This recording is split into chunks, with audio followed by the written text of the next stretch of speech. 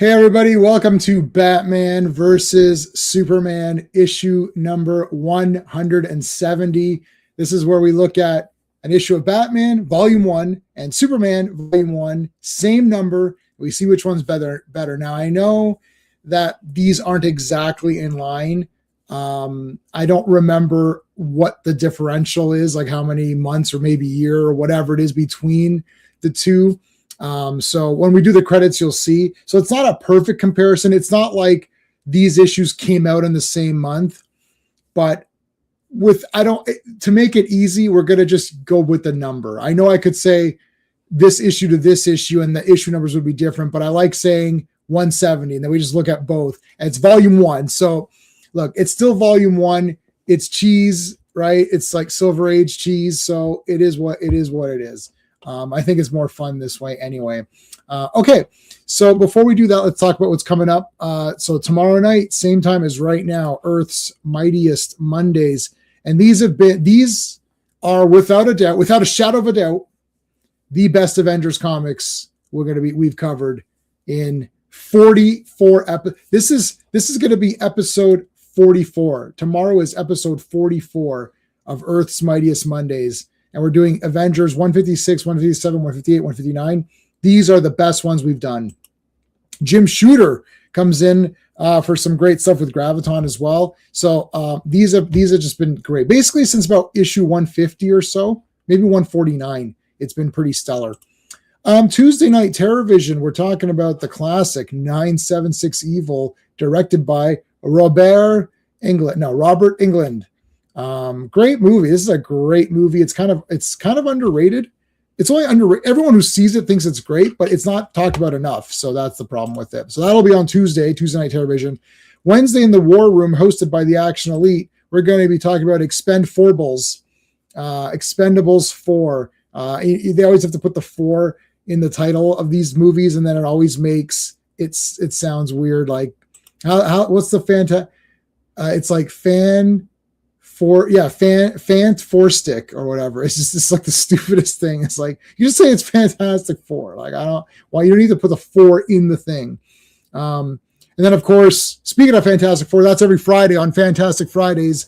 4 more issues of the Fantastic Four. I've not read these yet, so I'm looking forward to reading them though. That's going to be awesome. So there you go. Let's give a big shout out to the members. These are the channel members. We call them our super friends. So a big shout out to Dan, Sean, Steven, Brennan, Mark D, RR, Philip Story, DJ3, Digger Jim, Quagnar, Just Joe, GT James, Backseater, and Rogues. We always thank Clobber in Times. He would definitely be here for this because he loves Batman and Superman. So he would definitely be joining us tonight. So put a CT in the chat.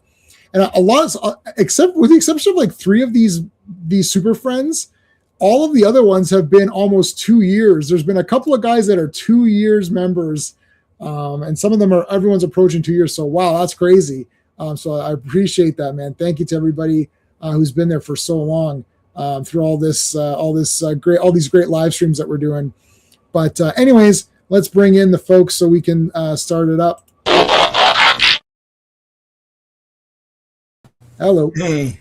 Even Jarvis does something. Yeah, I know. I'm so excited. Yeah. Jarvis came in. I wish they would have shown that. At the end, they're like, "Oh, wait a minute. How did this happen?" She's like, "Oh, Jarvis came in." I was like, "Oh, yeah." He's pissed off. That's Jim Shooter. Jim Shooter's like, "Listen, I like Jarvis. F this." It's like that's it. It's like Jarvis is getting involved now. Yeah. He's not just going to be like the guy around the ringside. He's getting involved in the matches now. Yeah. All right, let's bring in. Okay, so we got 2 Steves tonight. We'll bring in our we haven't. This Steve makes special appearances, but he was there from the beginning. So we'll bring in Steve in first. Hey, Steven. Hey, ho. Greetings from Toronto, where we're under 50 feet of snow. I think we're all snowed in, all of us. You guys don't shovel it though. I know. And nobody's going to say anything against you, Sean. Nobody will argue anything. It's like we're not going to even poke fun of it. It's shit. Everyone knows it's shit. Bullshit. Yeah. It's bullshit. By the way, I won't be able to expend 4 bowls because after I spent money and spent time on it originally, I had to go to church and ask for forgiveness for spending money and spending time on expend 4 bowls. Yeah. I can't go back to church, especially I'm not Catholic, so it was really embarrassing. Well, I watched it again. I don't really hate it as much as I did the first time, but we'll talk about it on Wednesday. All right, let's bring in Steve from Comix Asylum. You ever play roulette? Always bet on black. What's up? Steven, how you doing? I'm good, Steve. How are you? Not too bad. I just took a look outside on my deck, and like the snow's up to my waist. It's crazy. Oh, geez. Yeah, it's 2 feet so far. But, I'm still reading the Clone Saga, Steve. Every time I read an episode or an issue, I think of you. So I just read another one today. So. Oh, you know what? So are you ready for this? There's a massive amount of snow. You know what came in? Amazon orders came in, which is really, it kind of pissed me off so I'm sitting there and I was like, package. I'm like, package. I called my concierge, like, hi, is this real? The packages came in. I was like, I looked outside. It's like, it's a disaster. He's like, yeah, the packages came in. So, kudos to Amazon, but I did get, speaking of Spider-Man, I got this one. Yeah, there you go. Let's full screen that baby. Looks good. Right before the stream, I read the Shocker. This is what issue is that? 40 something, I think. Let's see. I know this is DC Day. Relax. Everyone's like, oh, it's DC 46. Nice. So you had this one? Yeah, it was one of my first books that I ever bought from a LCS as a kid. Oh man, it's a great cover. It's a great cover. Shocker's awesome. This comic is like the perfect Marvel formula comic, which is Spider-Man gets beat up by Shocker. Then there's some bullshit with Aunt May and Mary Jane and Harry Osborn. Oh, we should move in together, blah, blah, blah. Then he fights the Shocker and then it ends. That's it. It's like, it's perfect. This is like what comics is all about right now. And actually this Avengers tomorrow, that's also what comics is all about. There's some great, it's a great issue, man. I was flipping through this Kingpin one here. Yeah. This is like absolutely fantastic. Like the fight here with the two of them, it's like they're just throwing down, man. So I like these. This is not the artist's edition. This is the artisan edition. So the difference is that it's not the real full size. It's right. They're slightly smaller. But I mean, the Jim Aparo one, which is down there, which you can kind of see off this corner of my screen, that's the artist edition. It's huge. I tried to do a video. I couldn't even do a video because my camera can't zoom out. Like it would just be like, I can't get it in frame. So this is my second one of these with, of course, Jack Kirby's Fantastic Four. Now I might get the artist edition of Forever People, which I kind of liked Forever People. And Eternals is coming out, so that'll be pre-ordered, obviously. Yeah. But there you go. Let's say hello to Phil Owens, who's here, the DCers. Yes, it's a DC it's a DC time today. Yep. Thanks for being here, Phil. RR, of course, our super friend is here. Just on a break, awesome. CT, thank you. Al Davis is here. How's it going? Easy miss tonight. Okay, no worries. I know there's some people who are the Fantastic Four streams are like the big ones. Those like the flagship. Everyone tunes in for that. You're not late. We're just starting. GT, how's it going? If you think these issues are good, wait till you hit the 160s and Burns run. I've recently been reading Masters of Evil Saga. Oh yeah. I know it's going to get really pumped, right? Yeah. To the Council of Steves, I know there's only 2 of them. We have another. So no, we've got Stephen Ross. Yes. So we have Steve NPH, Steve NV, and we have Steve. So we'll get them all, and then it'll be like, that might be on. That might be that could be for hardware in a couple of weeks or whatever. Yeah, we'll have to. I'm trying to go to Steven's place. Hopefully this week so we can watch Salute of the Jugger. Sean, I know you watched, you got your copy. I watched the work print today. I've seen every feature on the disc now, so I've seen the movie 4 times if you count watching it with commentaries. So I'll show Steven that, but we want to do Hardware, which I mean that's a short movie. Like, I mean, like I don't know, like, and it looks. Did you pop that in, Sean? The 4K of Hardware? Oh, not yet. No, I have though. Yeah. Oh my god! I mean, it's on because we're used to that movie. See, Jugger, I've only seen in 4K, so I don't know what like, but I've seen the work print and the deleted shots are shit. But when you've seen Hardware, when we watched it on VHS a bunch of times, and then we watched it on DVD a bunch of times, and then I didn't even get the Blu-ray. I missed out on it. So going from the DVD that we had to the 4K, that's been great. Like I popped in, I was like, oh my god, because it's this movie. It's like a lot of like intricate details everywhere. Like it's crazy. It's just so. We're going to do that. I already reviewed Hardware on Tuesday Night Terrorvision, but I'm just going to review it again because I love it so much. Just anyways, and I do have the soundtrack to Hardware, don't I? Or no? Did I get the soundtrack to Hardware? I don't know, but Blood of Heroes or Jugger, The Salute of the Jugger is coming. So there you go. You missed, sorry, what did I say? Oh, yeah. These Spider-Mans are all good. We didn't do Spider-Man's down the line. Maybe we'll do a Spider-Man thing. We'll do it. Well, I think we want to avoid being. Everyone's doing Spider-Man, right? Yeah. Spider-Man. And we want to hit on stuff that people aren't really paying attention to. You know, our friend Nick Weiser. Our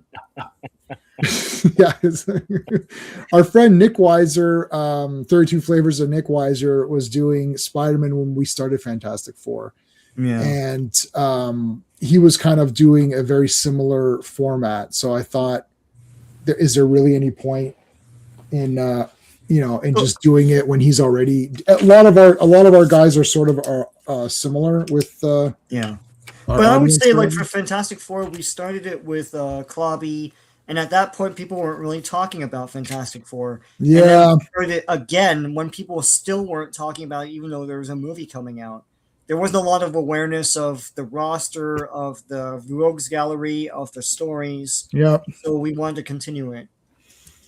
That was a great call by me because it's my favorite comic pretty much from what I'm reading, especially those Kirby ones. But like they're all awesome, and it's been consistently. I've loved it since issue 1 to 100. What are we on? I'm on 171. So from 1 to 170, I've loved all of it. Avengers. Maybe like 140 something, I started to get like, okay, this is like pretty awesome now. Especially like right after, I mean, I love Mantis. Actually, I really like Mantis. After Mantis left, I kind of figured like now it's getting pumped up because her thing was really dragged out. Remember, it was like, week 3, Mantis is still learning her origin. I was like, oh my. I love the beginning of the origin. It was like millions of years ago. It's like, oh my God, really? Yeah, I know. I thought, oh my God, this is going to take one. It's like, and then she turned into a tree. So if you don't know, like Mantis is the girl. Well, I'm glad I went on this journey. It's so great. Yeah. What's her name? Palm Clement?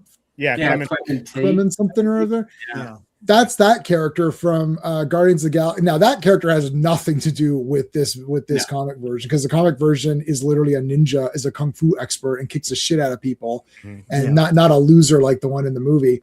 And then it's like, oh, this big origin, and then at the end she just turned. So her and the swordsman turned into trees. I was like, oh, that's I definitely didn't call that. That is abstract. That is very weird.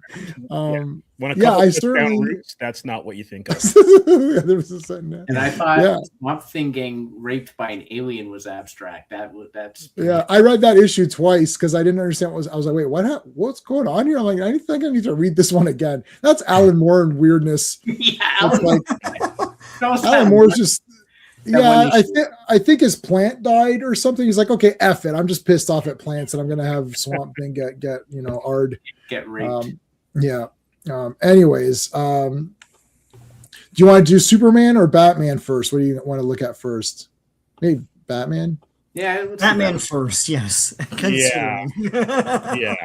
All right, let's take a look here. All right, so this won't be like the normal streams because we're going to go through a little bit more details. People already been voting. There's already 5 votes.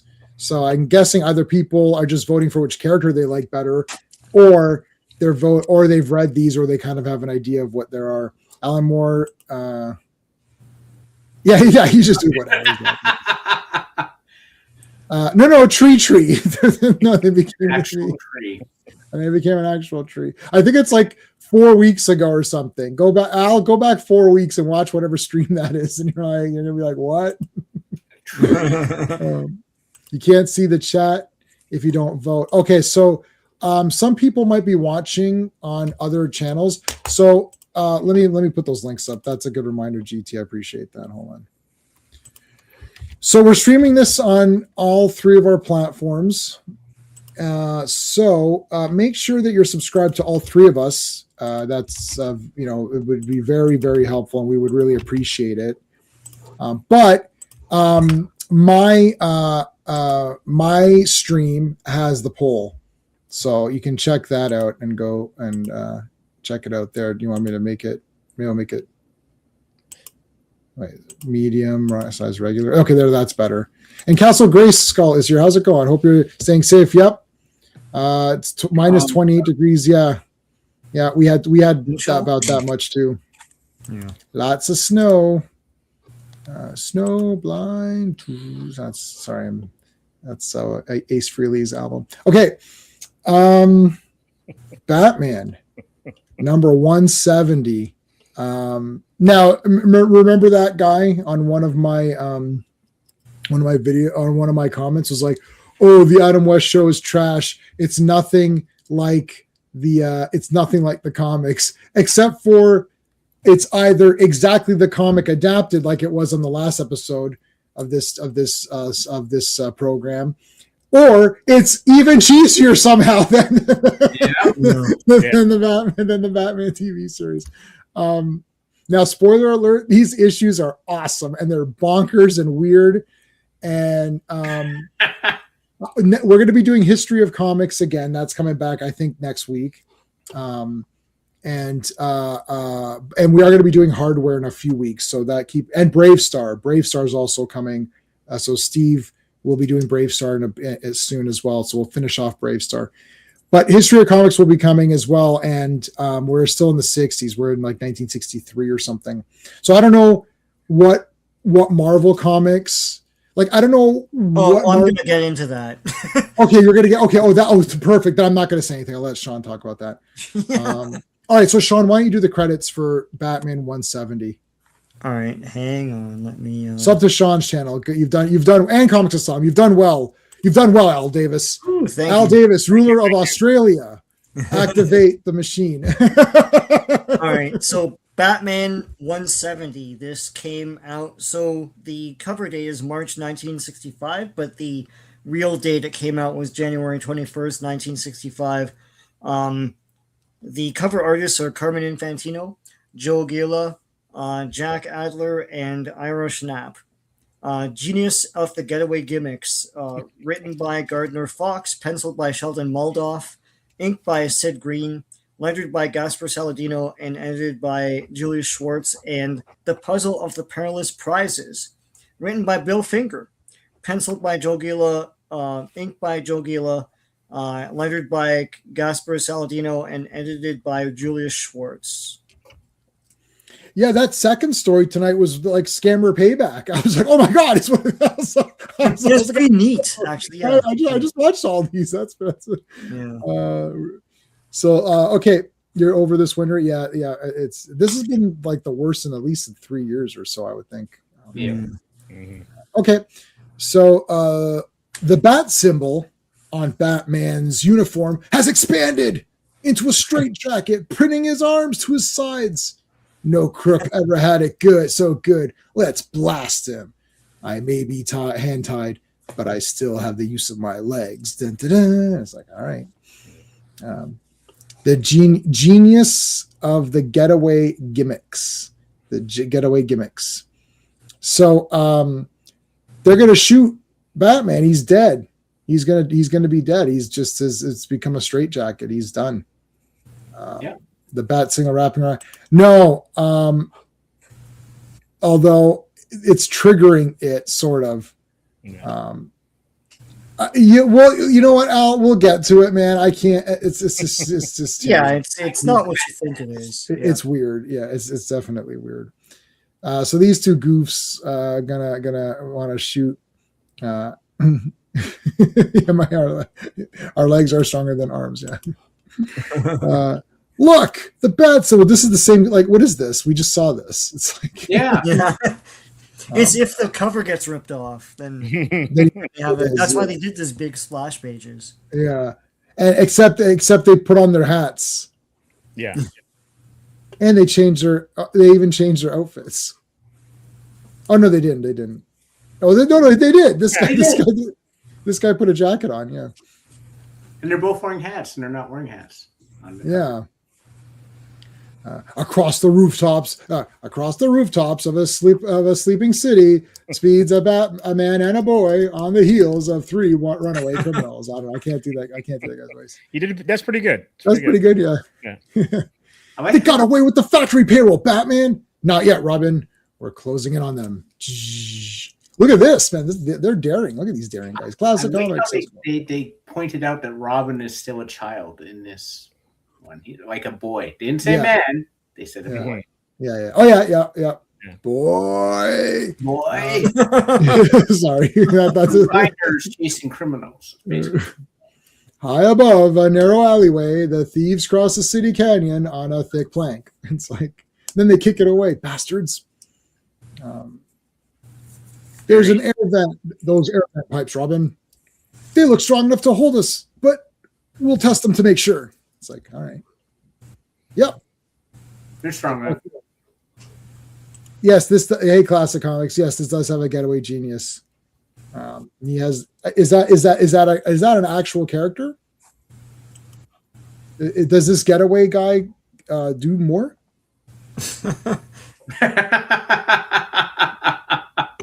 You could work this character very. The thing about Batman is that even if the characters are cheesy in a story, they can be reworked. Yeah. Mm-hmm. Like this guy could be very cool. Like his whole thing is like daring escapes, right? And it's like, I don't care about looking good. I don't care about trying to get fame by hurting Batman or trapping him. I just want my money and I'm out of there, right? So that idea is like pretty cool. Yeah, like that's cool. Yeah. That's cool. It's like these guys are overstepping. That's why they fail. It's like, you want them up, just rob it and go.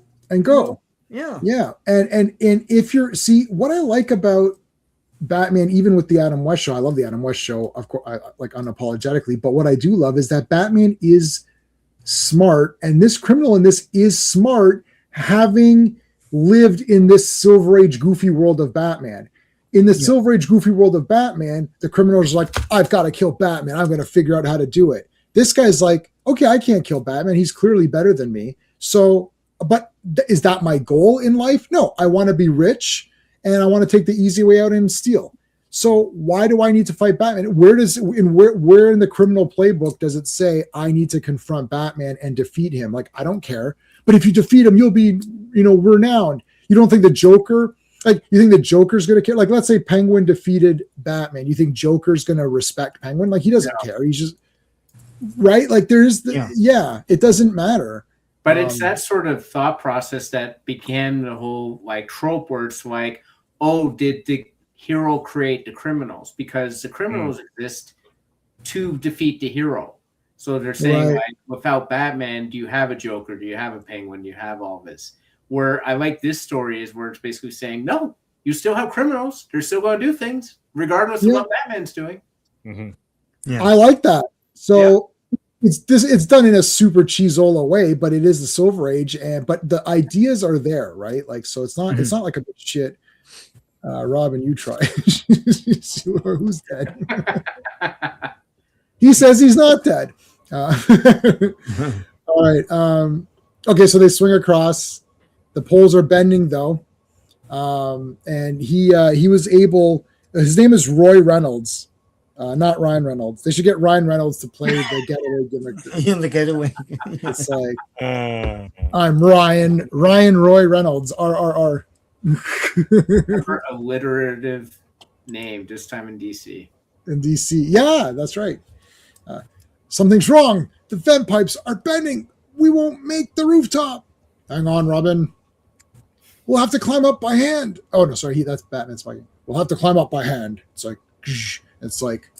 On the other rooftop a little later, there's the answer. The vent pipes were cut at such an angle to resist direct to resist a direct tug.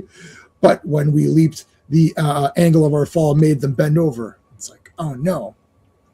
Ha ha ha ha. I like this guy. He's like, we got the money. It's like, so there, how do you like that shit? One concept I like is reinventing old villains to provide services to other criminals. Yeah. Oh, yes, that is cool. The genius could come up. Yeah, that's a great idea, Classic. That is a great idea. Since you had a great idea, make sure it'd be a great idea for everybody to subscribe to Classic Comics. He's our host. He's our co-host tomorrow night.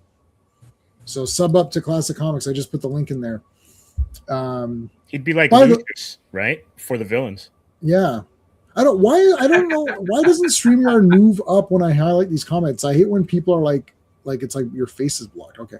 The other level of a streaker, I know they get caught, but they should be able to do it. That's right. I should download those voice modulators. Yeah. No, but I suck at reading. You can see I can barely read. I can't read out loud. I've had that problem since grade 8. In grade 8, we sat there like, let's all read out loud. I was like, cool, that'll be awesome. And then I started reading. I'm like, boy, I'm trash at reading out loud. And then the teacher started to like give me like the least amount to read. It's like, yeah, you can just read a sentence. That's good enough. Let's move on to the other someone else. All right, so this the getaway genius. Let me see what my notes. So he stole the payroll. His name is Roy Reynolds.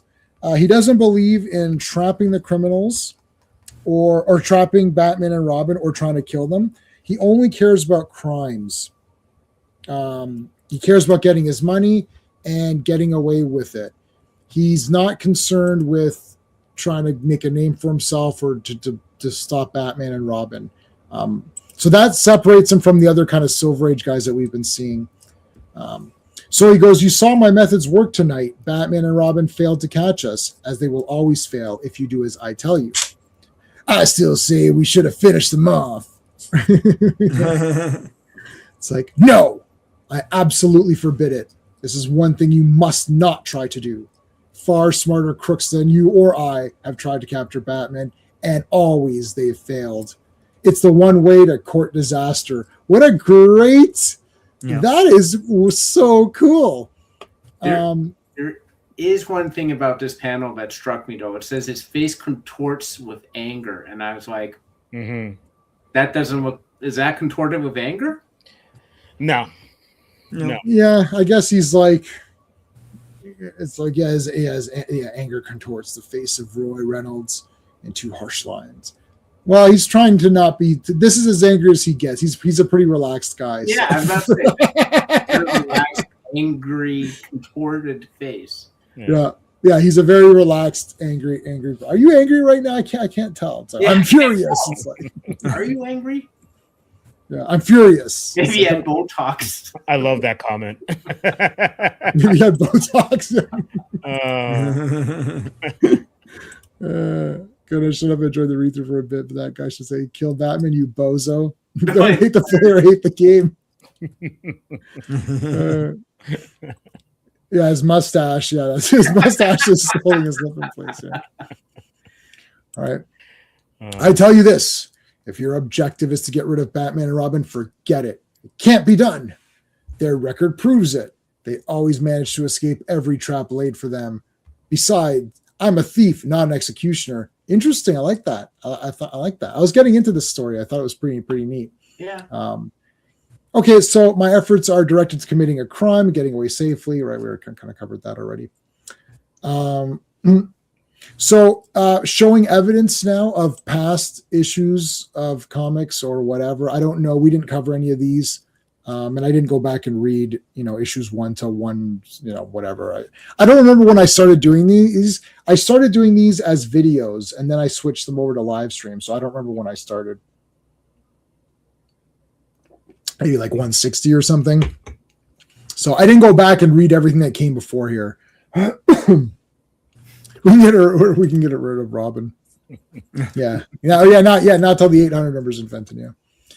So showing some problems that happened before, where Batman was, trapped in some sort of death trap. Whatever, he gets out of it.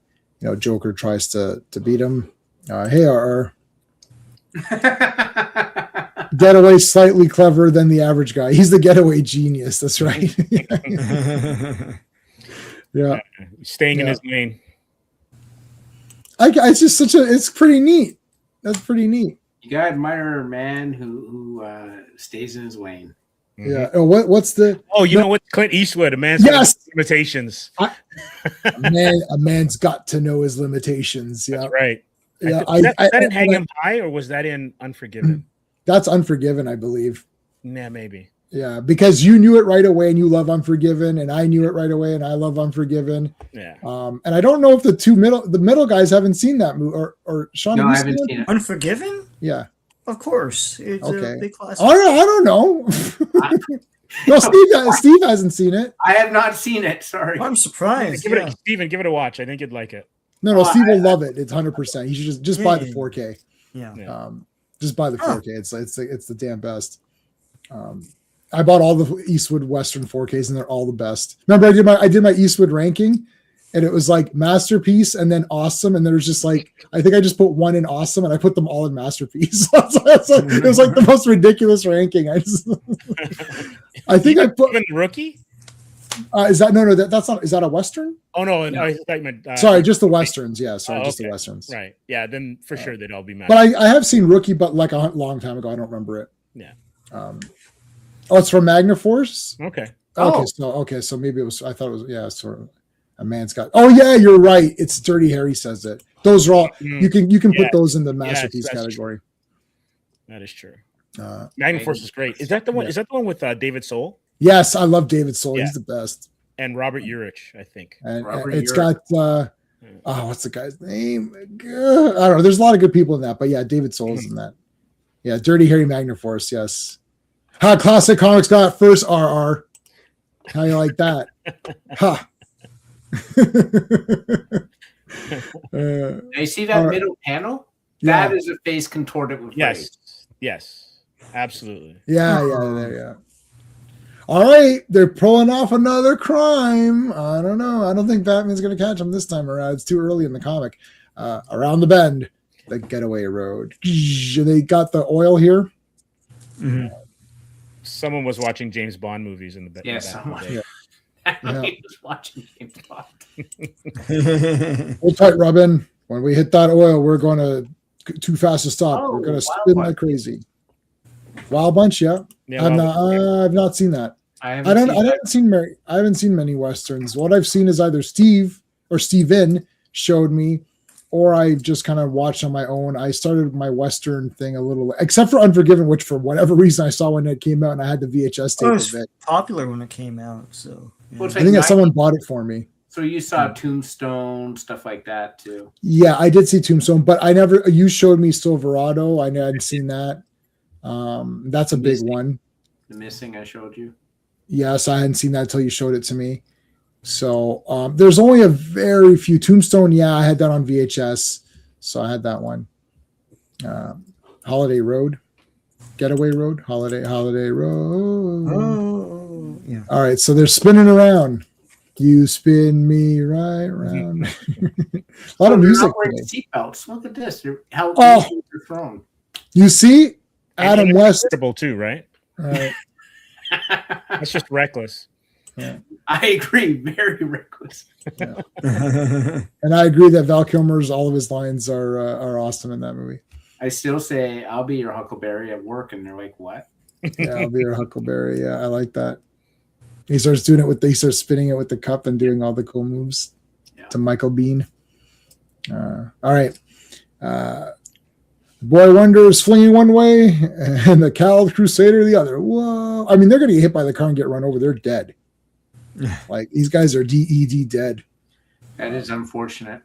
So, and it hit the pole. Like, drunk driving. It's the worst ever. This is terrible. Here's where an ad is missing. Yeah. So they don't reprint the ads in these Part 2, digitals. Batman and Robin buy seatbelts. Remind me to have seatbelts next time. Uh, I'm wondering why they didn't have, that is weird though. They got away again, Batman. Thanks to those getaway gimmicks. Thanks to us too, Robin. It's like, what do you mean? Thanks to us, we're awesome. It's like, you're right, but we've been pussyfooting around this guy. Yes. They've been blundering after him. Yeah, it's like the ringleader we're up against doesn't bother to finish us off the way the other crooks do. Yeah, his only concern is eluding us, so he pulls getaway stunts to shake us off his tail. It's like, okay, thank Batman. Are you changing your superhero name to Captain Obvious? Flop. And yet he's still more of a detective than he was in the Batman. Isn't that weird? That is weird. Go figure. Into the light. What? Yeah, stupid. I have this tool I've been holding for 2.5 Yeah, hours. What do you think this is? It's like Officer Exposition comes in and it's like, oh, my brother is in textiles. And it's like, what? Officer Exposition, what brings you here? Yeah. Oh, I just happen to be in the area. He has those contact lenses that surf the net and he still couldn't figure out what that thing Right. was. He scans everything. Yeah. Aha! A pen. Wait a minute. The whole thing happened at C. C for Catwoman. See for Catwoman, yeah.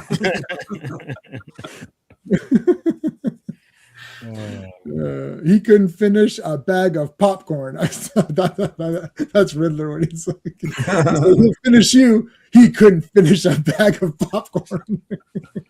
I love it. The Riddler is awesome. It's criminal James Bond, yeah.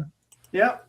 It's basically Nemesis or whatever from Mark Miller. Okay. Yeah. I catch on, Batman. Instead of concentrating on running away, they'll come after us. Oh, sorry, I missed what he's saying here. Next time he robs and we show up, we'll put ourselves in such a hopeless position. Those crooks won't be able to resist trying to get rid of us. I catch on. Instead of concentrating on running away, they'll come after us. Exactly, Robin. And when they do, Socko will get them. All right. Look at this guy. We got him. He's straight out of Vegas with those sunglasses, though, eh? Yeah. I was gonna say. Look, he's happy now. Mm-hmm. Yeah. No longer Playing cards. Rage. What do they got here? 8 of clubs. That's not an 8. Where's the rest of the clubs? There should be like a couple in there. I don't know what that is. Face card. Got another 8. It's not aces and 8s. I thought it'd be like the dead man's hand. Oh my god! Did anyone watch Deadwood? No. I watched it, but not all of it. It's okay, great. I've seen all of it. It's awesome. It's fantastic. And my buddy Jay, the other Jay, watched it, and he didn't realize until Wild Bill Hickok got shot. He's like, "Oh shit! Yeah, aces and 8s. I'm like, yeah, like the second that series started, it was a countdown clock for Wild Bill. Everyone was tuning in to see when that guy was going to get his ass shot. So they did tag it along for quite a while. I think people started to forget. Oh, he got shot. I was like, yeah, he got shot in the back. That's the whole thing. That's the whole point. That's the whole thing of this whole damn thing. After that happened, I took a picture of that. And I had a picture of that. Like I scanned it and printed it, and I put it in my cubicle at work just to remind me to watch your ass. Because like Wild Bill was badass. It's like even a badass guy like you're clear. None of us are clearly as cool as Wild Bill, but even that guy got nailed. So you gotta be super careful. Roy Reynolds. He's contorted with happiness. Yeah. We got him. Yeah. Okay, so now they're making fun of the Hexer. So this we'll get into the Hexer in a second here. So they're playing cards and whatnot, and our Roy Reynolds here, the getaway. What's his name? I don't know what we call this guy. Getaway King or Getaway Genius. Yeah. I own that entire series on DVD, not Blu-ray, but I do own Justified, and it is awesome. I got to rewatch that. Anyways, so he's saying the Hexer. So he's reading the newspaper, some article on this guy called the Hexer. The Hexer tried to get rid of Batman, so the Hexer is in jail. Don't you get any foolish notions like that? Just concentrate on escaping. It seems Batman escaped by using his bat signal in the sky, something the Hexer never counted on. I don't know how he did it, but, well, it doesn't matter. We'll find out. Now, the Hexer has vowed to use the bat signal in some mysterious occult manner to cause Batman's and Robin's doom. What utter nonsense. Oh, I don't know. I don't know about that. We'll see. You think with all this money, these guys could afford like a better furnishings. Like, Yeah. This is like IKEA furniture. So now it's like, okay, what are we going to do? All right. So they're robbing it. Chess set. Look at that. Yeah, I like that. He shows how smart he is. He's got gold and silver chess set. That's pretty good. So that's why he doesn't have anything cool here. And see, you know what's awesome? He's playing chess and they're playing like poker. Cards, yeah. Yeah. You own Justified. Yeah, that's it. Yeah, I love it. Maybe Bryan Cranston. Bryan Cranston? Yeah. That'd be good. Yeah. All right, they're running away. The bat signal's in the sky. Wait, what the hell's happening? Oh my God, what's happening? The bat signal is making our symbols large and enwrapping us or something. I don't know. Around us, yeah, somehow. It's like the cellophane S. Yes, except that was in the Fortress of Solitude where because he had like, he could set up weird things and yeah. I always thought that was neat in that movie. I know he can. I know he can't rip it off and throw. But I was like, oh my God, he threw his symbol. That was cool. Yeah, it's a cool power. I don't know. Yeah. He's Batman now. He's got like weapons on him and he can throw. Yeah. Yeah. So they basically their symbols attack them, and now they're like, oh, they're such easy targets. We have to go and kill them. So they go up to shoot them, but then Batman uses his legs. I may be hand-tied, but I still have the use of my legs. He's thinking that. I don't know why he's thinking that. Yeah. Even That's though what this let is us his know. plan. Yeah. I That's guess. for the reader's benefit. Yeah. No, it's not. It's not that. This is not the getaway gene. You'll see. This is all. This is all a ruse here. Mm-hmm. Boom! Some nice trips. There's some double kicks. Whoa. It's like, okay, you're dead, and then Batman like throws him against the wall. Oh, he's my dead. Gosh. He's dead, yeah. Yeah, No. broken neck. He's gotta be dead. Batman doesn't kill except for that guy.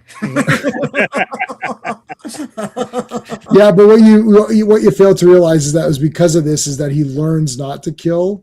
Right. See, prior to that, he was okay with it, and then he learned that it was bad. You gotta do better, Batman. Okay, yeah. Oh, man. Perhaps with the angle he hit, he didn't really die. I don't know. Yeah, maybe just his back's broken. or Severe brain injury then. Yeah, At just least. he's going to be a vegetable, but he's still alive. Yes. Yeah, that's right. Agreed. He'll live. Terminator says he'll live. You promise not to shoot or kill anybody. He'll live. It's like, all right. So Robin need this guy in the. This is Robin's awesome. He like jumped off this guy and need him. That's very good. So he's like, man, my guys are so stupid. So they got caught. Yeah. And they get out of their trap. But it was all fake.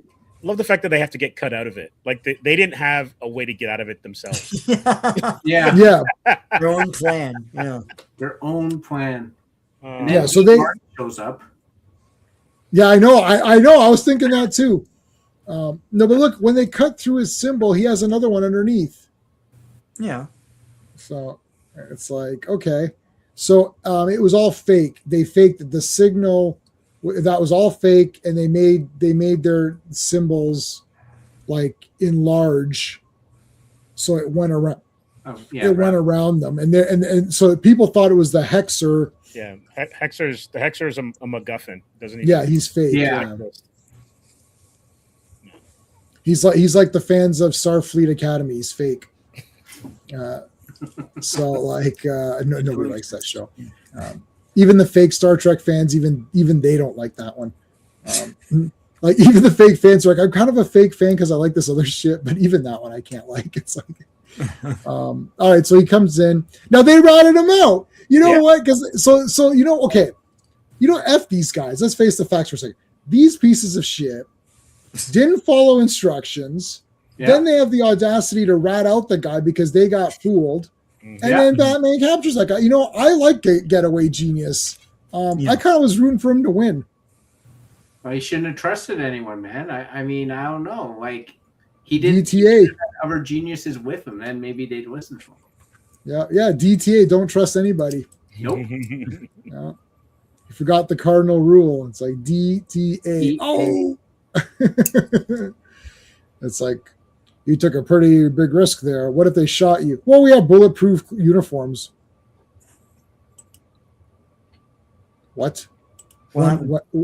Yeah, they have bulletproof uniforms since when? Yeah. Like, well, why wouldn't they have that all the time? yeah, I'm completely stunned. It's always like, We just had bulletproof, like for this one mission, we had the bulletproof. Right, and wasn't one of the things of having the yellow there was to yes, have that be a target? Yeah. So I don't know, but yeah, that was. Sorry, go ahead. No, go ahead.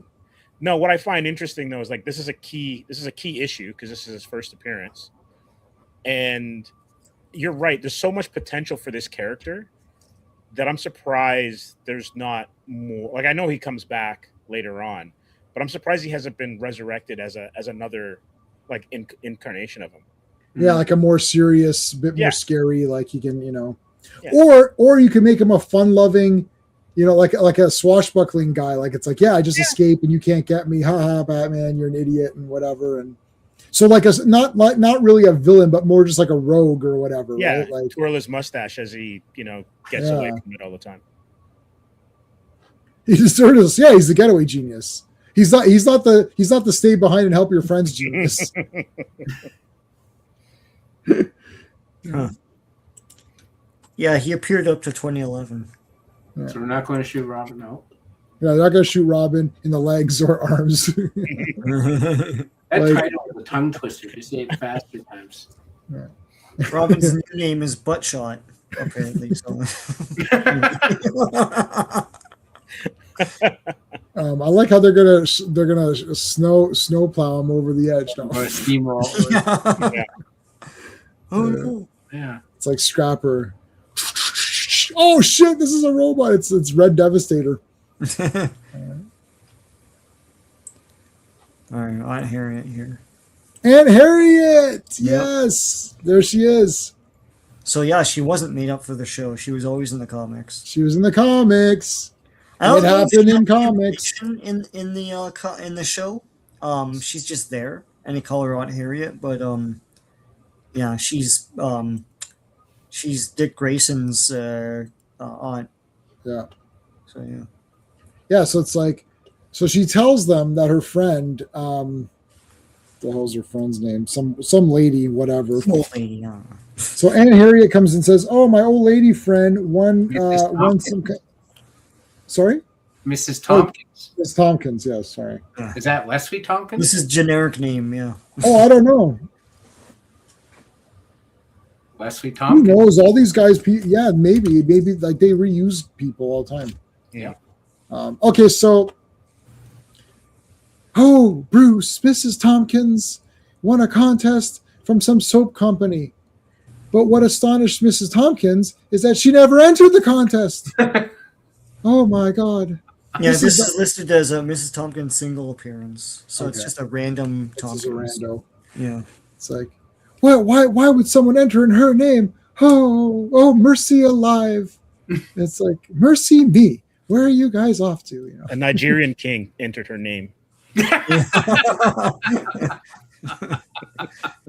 Yes, send your information to this. Send your bank account number to this thing.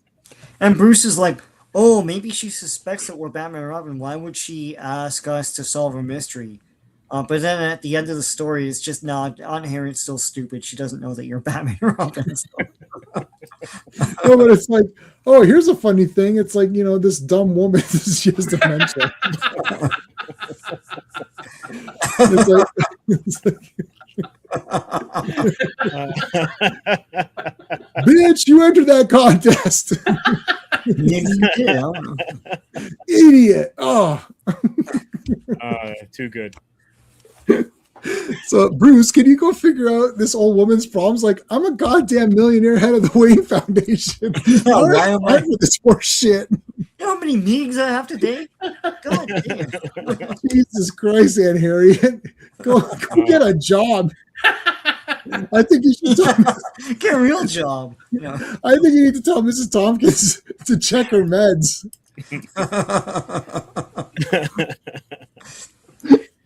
You know what I just noticed though? Like Dick, this is what he wears in the TV show. Yeah, red sweater, the red, with, blue slacks. Yeah, and the white collar. Yeah. Well, Commissioner Gordon needs us to track down the Joker, but clearly this Mrs. Tompkins soap jingle winning contest. It's like,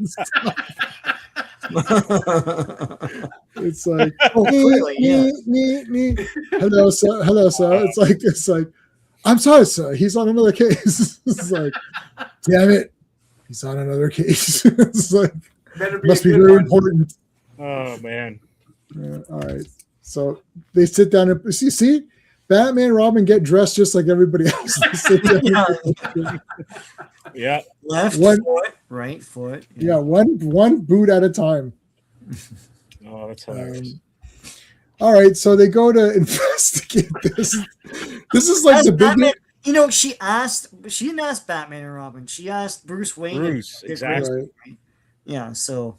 Anyway. Yeah. So they go to investigate it. So they go to the soap company, and they're like, "Well, I don't know. We had a contest and some shit happened." It's like, well, her name is all messed up. I don't know. Like this. Wait. Did they deliver a stove or something in her driveway? Yeah, they delivered. Yeah, they delivered all this stuff. So they went to see Barney Miller. Yeah. What was his name? Al Holden or something? Yeah, I don't remember. I watched a little bit of Barney Miller though. Great show. That's like true, but that made so it's like, but this isn't Mrs. Tompkins' handwriting. How does he know? Like, I don't. Okay, thanks. Like, the guy's like, so what? I don't. Like, whatever. She got the thing. If you don't want the prizes, send them back. Like, it's postmarked from Hillville, which isn't even Gotham. Like, right? Yeah, so they're gonna go there now. Let's go. Oh my god!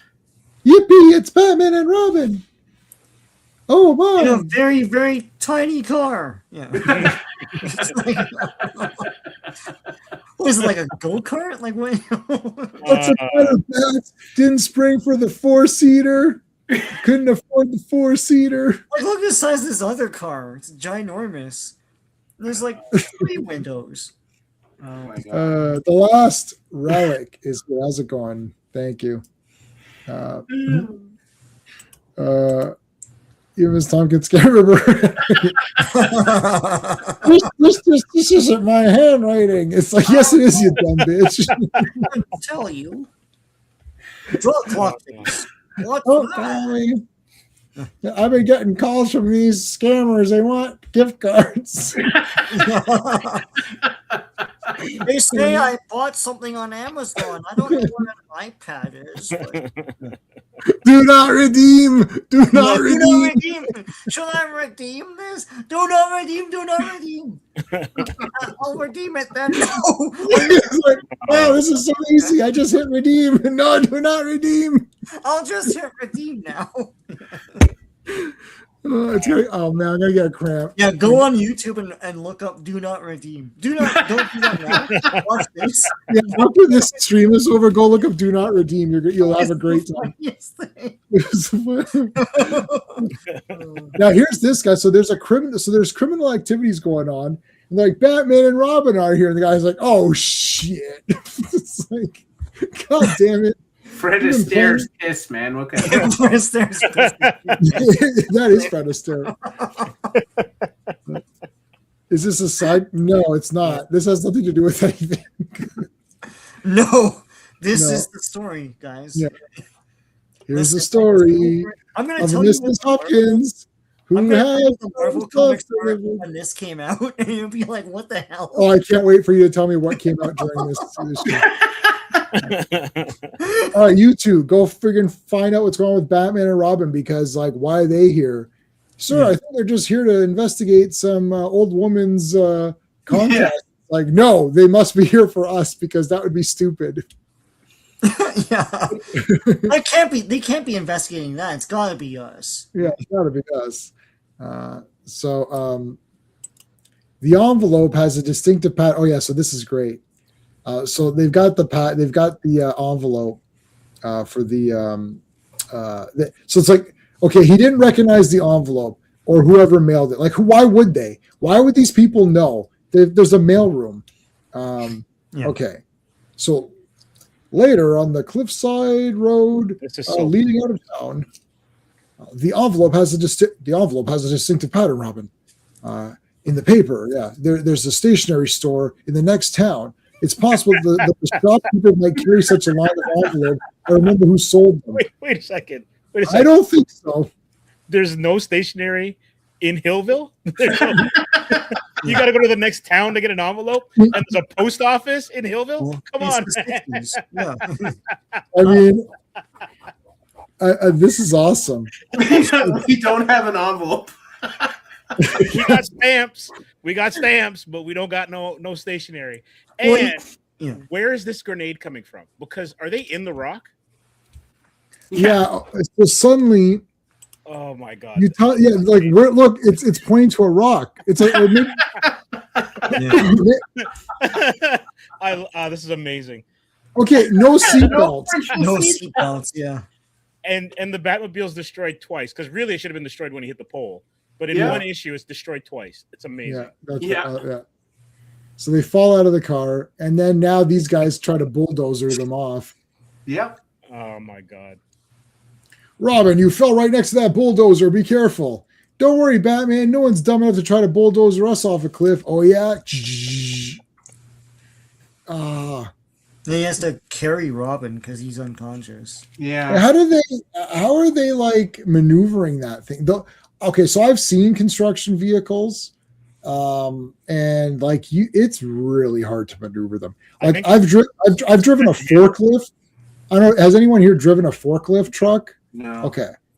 Those are hard to maneuver because the back wheels spin.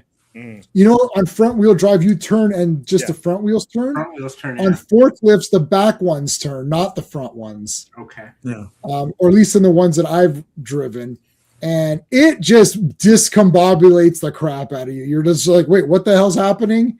You're like, you turn like, whoa, what the shit happened there? It's like, that was weird. So it's like, but these things here, they're very hard to maneuver. So I haven't driven one of these, obviously, but these are very like hard to maneuver. So like as soon as you move out of the way once, it's over. Like by the time this guy tries to back up and turn, like he can't do that. It's a tank. Yeah, it's a tank. Yeah. Wait a second. Why is there an anchor? I can't remember, but they tie themselves to No, there's so it's just random. There's a random anchor. So wait a second. This is like Looney Tunes, right? You just reach off the panel and get what you need. Yeah. That's exactly right. See, that's what I thought too. It's Looney Tunes. I kind of was expecting Wile E. Coyote to be there with you. It's Acme. It's an Acme anchor. So wait a second though. But what Batman says doesn't make any sense. We can't dive that far, but I'm going to tie an anchor to my ankles, and then the two of us will jump off this cliff. That makes no sense whatsoever. We should just jumped off. Like, why even have this? Yeah. You're a ninja, for crying out loud, and the other dude's a concussed acrobat. You can handle it. No, but just jump. Like this is so random and weird. Like, So, but wait a second. In the time that he would have tied it to his ankle, then picked Robin back up, but not only that, not only could he have jumped, the bulldozer should have run over both of them. yeah, that's true. In this, Well, it is going 1 mile an hour. That's true. and it is hard to maneuver. Yeah. Batman, yeah, by Caterpillar. That's right. You're right. Yeah, Caterpillar. exactly. You're a good job, Phil. That's right. So the anchor breaks the surface Tension. tension, so it's not like Hitting I mean, if concrete. they I thought guess, of that, yeah. kudos to them. And not only that, so once you enter the water, it's going to drag you down. Down, yeah. Yeah. That's the worst idea ever. From it immediately. I don't know. Yeah. Yeah, they go down to the bottom and then they untie themselves and come back up. Oh, this part's amazing too. I love this part. We got him. We hit him. Oh no, they're dead. Nope. And then they find a tire and release air out of the tire to make it look like they're drowning. What the heck? That is the most randomly polluted cliff in like Gotham or is it Hilldale? For sure. And did they only wear the bulletproof uniforms like last issue or last story, or they don't wear them when they're going to the post office? He mentioned it last story. That means it's unusual. So I guess they never wear them. But they never fight guys with guns. Dodge the bullets. Oh. It's like dodgeball, but with bullets. You know, the Bat Matrix allows them to dodge. But they found a watch, which is a clue. Is he resting his feet on that table? Mm-hmm. Yeah, he's unsanitary. Okay. His upper body also doesn't attach to the lower body, but whatever. No. Yeah, this looks like this looks like it got cut in half, like a woman when a woman gets cut in half. There's like an extra abdomen or something. Gosh. This is too good. Doubleman or whatever. What is this? Batman, it's a watch. You're right, a man's wristwatch. Notice the leather strap is worn right through. It probably snapped while the driver was steering the bulldozer at us. Luckily, this isn't a sealed, waterproof watch, and that's a break for us. How come?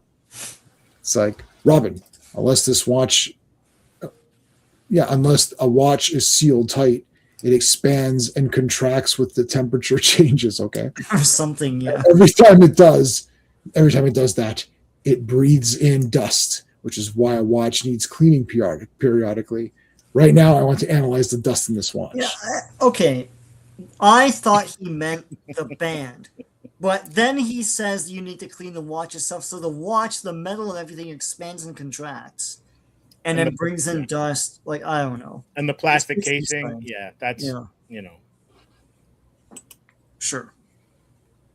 Yeah, that was perfectly timed. I found a watch. Bring, ring. Oh my god. Yeah. Yeah, 4D. Yeah. So that leads him to a factory with a runaway spool of wire. Yeah. Pow, pow, pow, pow, pow, pow. He uses it as a big shield. Yeah. Dead. Absolutely. Once they get hit by that thing, Yeah, these guys are dead. They get extra punches just for being there. Yeah, just for good measure, eh? Like punch him in the face. I don't think you're unconscious enough. So, yeah, I hope they had good lives. This dude should have called the getaway genius if he's trying to get away. Yep. Yeah. Didn't you read the first part of the book, buddy? Yeah. Folks, please remember to hit the like on whatever your stream you're watching this on. We're streaming this through all of our channels, so please make sure you subscribe to everybody on the panel. I'm J-Man. We got Sean and Steve from Comix Asylum. So there's everyone's links in the chat. We would love to have you be a subscriber of all of us. It's really appreciated. Thanks for being here tonight as well to go through this. And please vote Some people are already voting. We're going to go through Superman after this, and then we're going to see which one is better.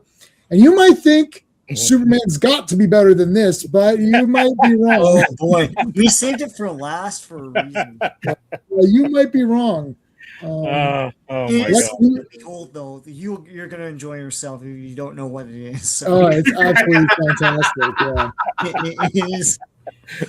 All right. Now, Oh yeah, now, this isn't over because they have to fight a bear. Right? yeah. So you thought now you're sitting at home. You're like, well, this is it. They're wrapping it up. They've caught these guys. They're going to throw a big giant spool at them.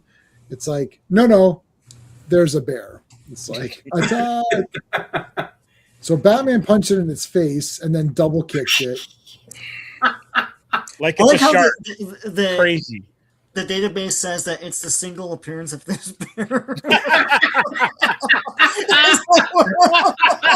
Yes, I know. I figured that out. Thank you. Man, if the bear appeared again, that would be awesome. Yeah. He's Yeah, like as That previously would be seen. amazing. years ago. Yeah, previously seen in Batman 170. Yes, an asterisk. Oh my god, that's too good. All right, so they kick the shit out of these bad guys. The U.S. mail. They bring back now they were hiding all of their. So they were stealing. They were hiding their stolen goods or whatever. Mhm. So here's the big whoever this guy is. He's the big authority. The loot was hidden in places nobody would dream of searching, inside the bases of animal cages. That is weird. Yeah, no one would think of searching there. That is true. Yeah, no. I don't think they would think of hiding it there. No. I don't know how they came up with that. So anyway, so they come back, and then this rando, John Rando, shows up. It's like, it's James Staten, not Jim Rando. Yeah. I'm Jim Rando. Your name is on the return address. The return address. Would that not have been easier? Yeah, then all of this. Yeah. We got a mystery here. Someone gave us all these gifts. Well, here's the return address. Oh, that's solved. Yeah. You want to worked up the giant spiders, yeah. Remember Jimmy Staten? I remember your little punk ass. Yeah, I'm a grown ass man now, and I wanted to thank you for all the good stuff you did for me. So I gave you. So I write jingles, and I thought that my jingle could win this soap company's jingle contest. So I entered it, but then I entered your name, figuring that if I would win any prizes, they'd give them to you, and that is what happened. It's like, wow, that is a very elaborate plan. Or he could have just entered it and won the prizes and gave it to her. Give it to her, yeah. Yeah. Well, she obviously thinks he's Santa because she's asking him in for milk and cookies. Yeah, I'll come have some milk and cookies.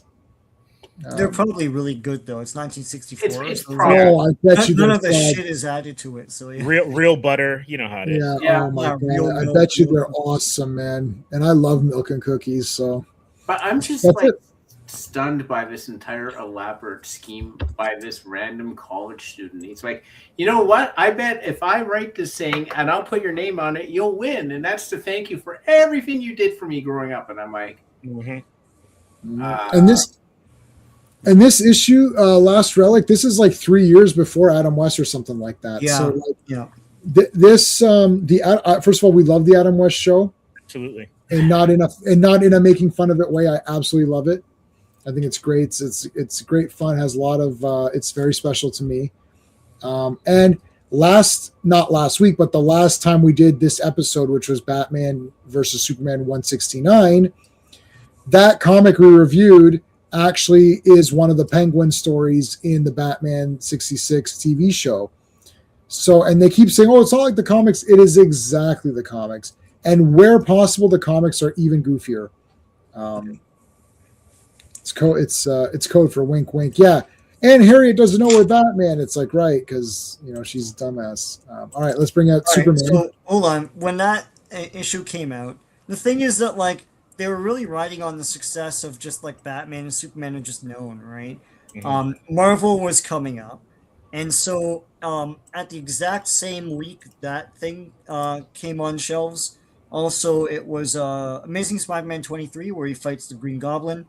Avengers 14, where they just fight random people on an underground thing. Fantastic Four 37, where they fight the Skrulls. Journey to Mystery, Thor versus Absorbing Man, with an awesome cover of their face. Oh, I know that one. I know the one you're talking about. It's a great cover. Till Suspense 64. It's Iron Man versus Hawkeye and Black Widow. Yeah, I read that one on stream. Captain America versus Sando and Omar. And Tales to Astonish 66. It's Giant Man and Hulk. I don't know who they fight. X-Men 10 with Kazar. So a lot of cool shit, and the covers for those show the action, show who they're fighting. It's more conflict and stuff. It's like there's cool super villains, and they fight them.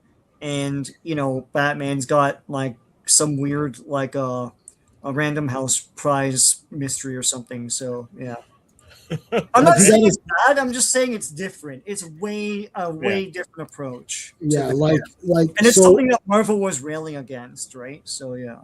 At least half those comics that Sean just mentioned, which came out at the same time as that Batman comic, at least half of those we've reviewed on this channel. Yeah, and they're amazing. And even if I thought the first 100 issues of Avengers were not as good as the first 100 Fantastic Fours, any one of those 100 Avengers comics was way better than what we just read as a comic. Marvel, this is why Marvel became so big, because they really got, and I think Jack Kirby's and Stan, like the two of them, like the powerhouse team up, it's the Wonder Twin powers activate, even Ditko and all those guys, Bill Everett's in there too. Who else is in there? All those OG kind of guys. And like, they just made it exciting. I mean, like Fantastic Four, every issue is exciting. You said they're fighting the Skrulls. That would have been the second appearance of the Skrulls or third appearance of the Skrulls. Yeah, they land on another planet and fight the Skrulls. Yeah. Like, I mean, that's crazy.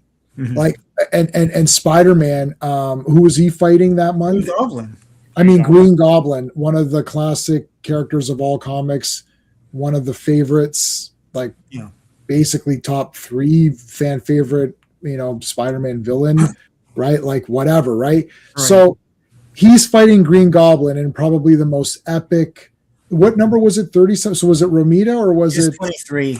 So okay, so it's still Ditko. Ditko doesn't leave 38.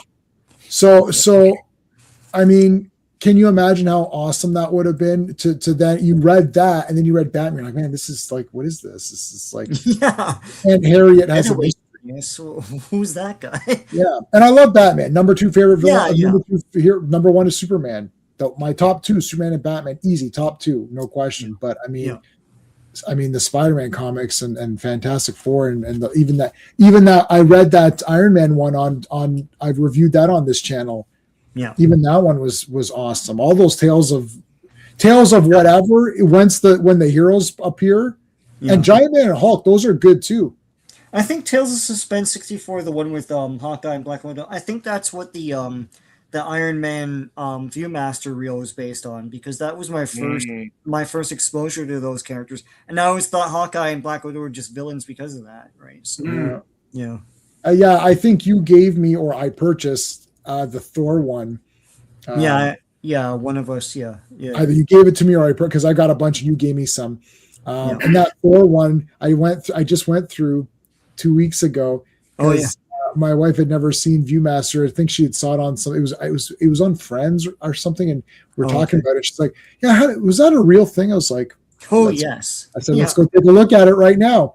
We went and got it out, and I said, "Let's go through." We went through the Thor. She's like, "This is crazy." I was like, "I know it's crazy. It's crazy. It's awesome. It's still the best 3D today." Yeah, so it was awesome. Yeah. All right. Last Relic says, "My dad loved Adam West. So did I. Showed you every episode. That's good. When I owned a Lego store, you owned a Lego store. That's cool. Small section for every Lego related to Adam West. Just so you showed my dad. Oh, that is great, man. I have Lego Batman as my keychain.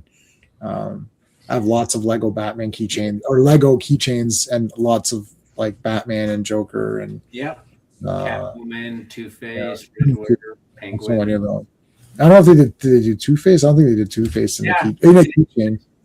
In a keychain, wow. Yeah, I got it. Oh, that's crazy. Before we hit Superman, Mhm.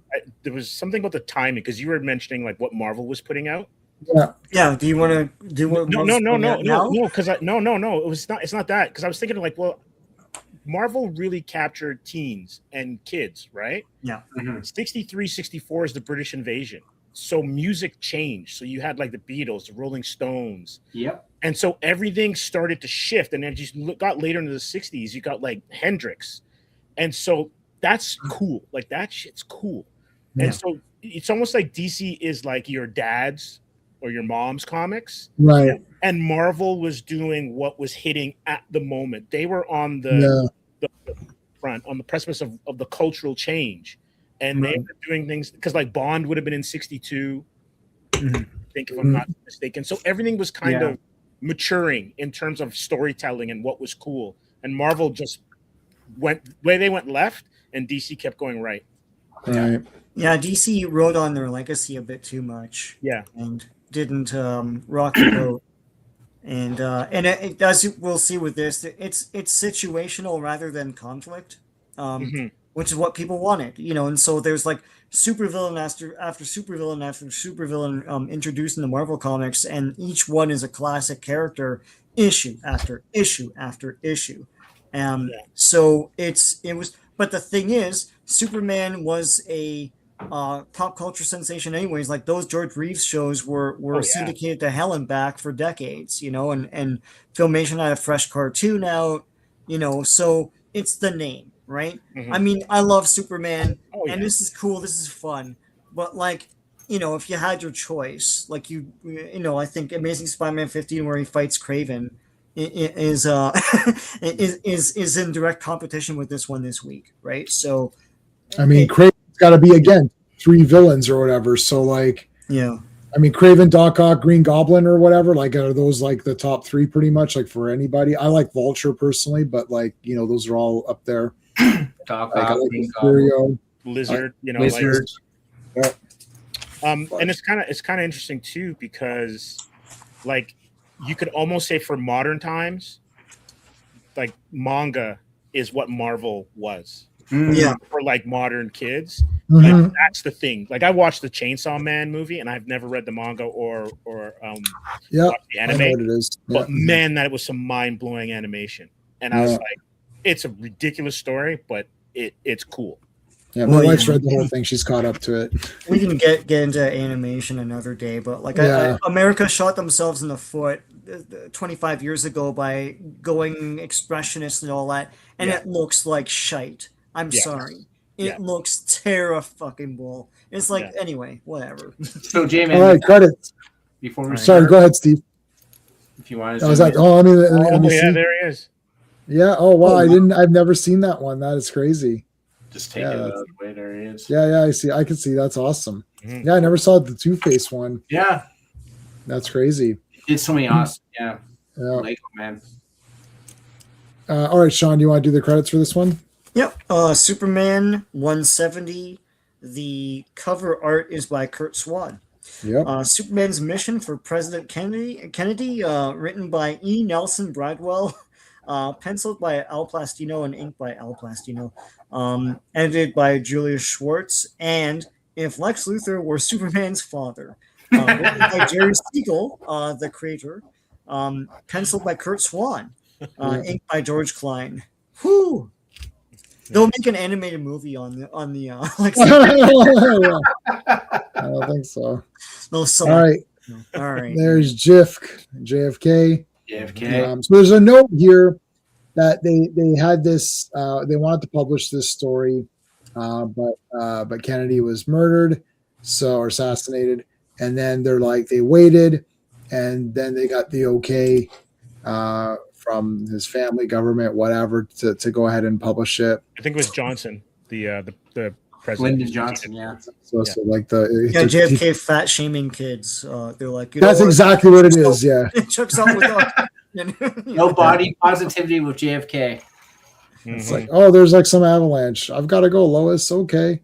Hey, there's these kids. I'll be quiet again.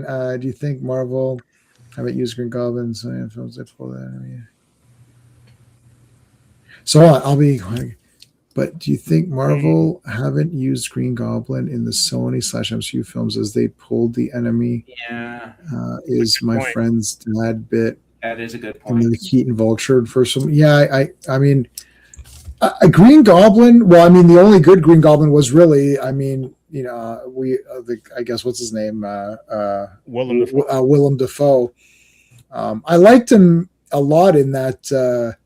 I don't know what they're called. The one with the 3 Spider-Mans. Yeah, the last one. The last one. I liked him in that one. Yeah. The problem with Green Goblin and Tom Holland's Spider-Man in the MCU is that Green Goblin is it's so intertwined with Peter's like high school years. Yeah. Because Harry is important, right? Yeah. And that's where all the betrayal comes from. And I know they did it with Vulture, but it's like then Harry becomes Green Goblin. It's almost like a legacy villain. And so it's too hard to do it now. Like even if they were to do it, I don't know, like where would you get that Harry from? Because they only really have Flash.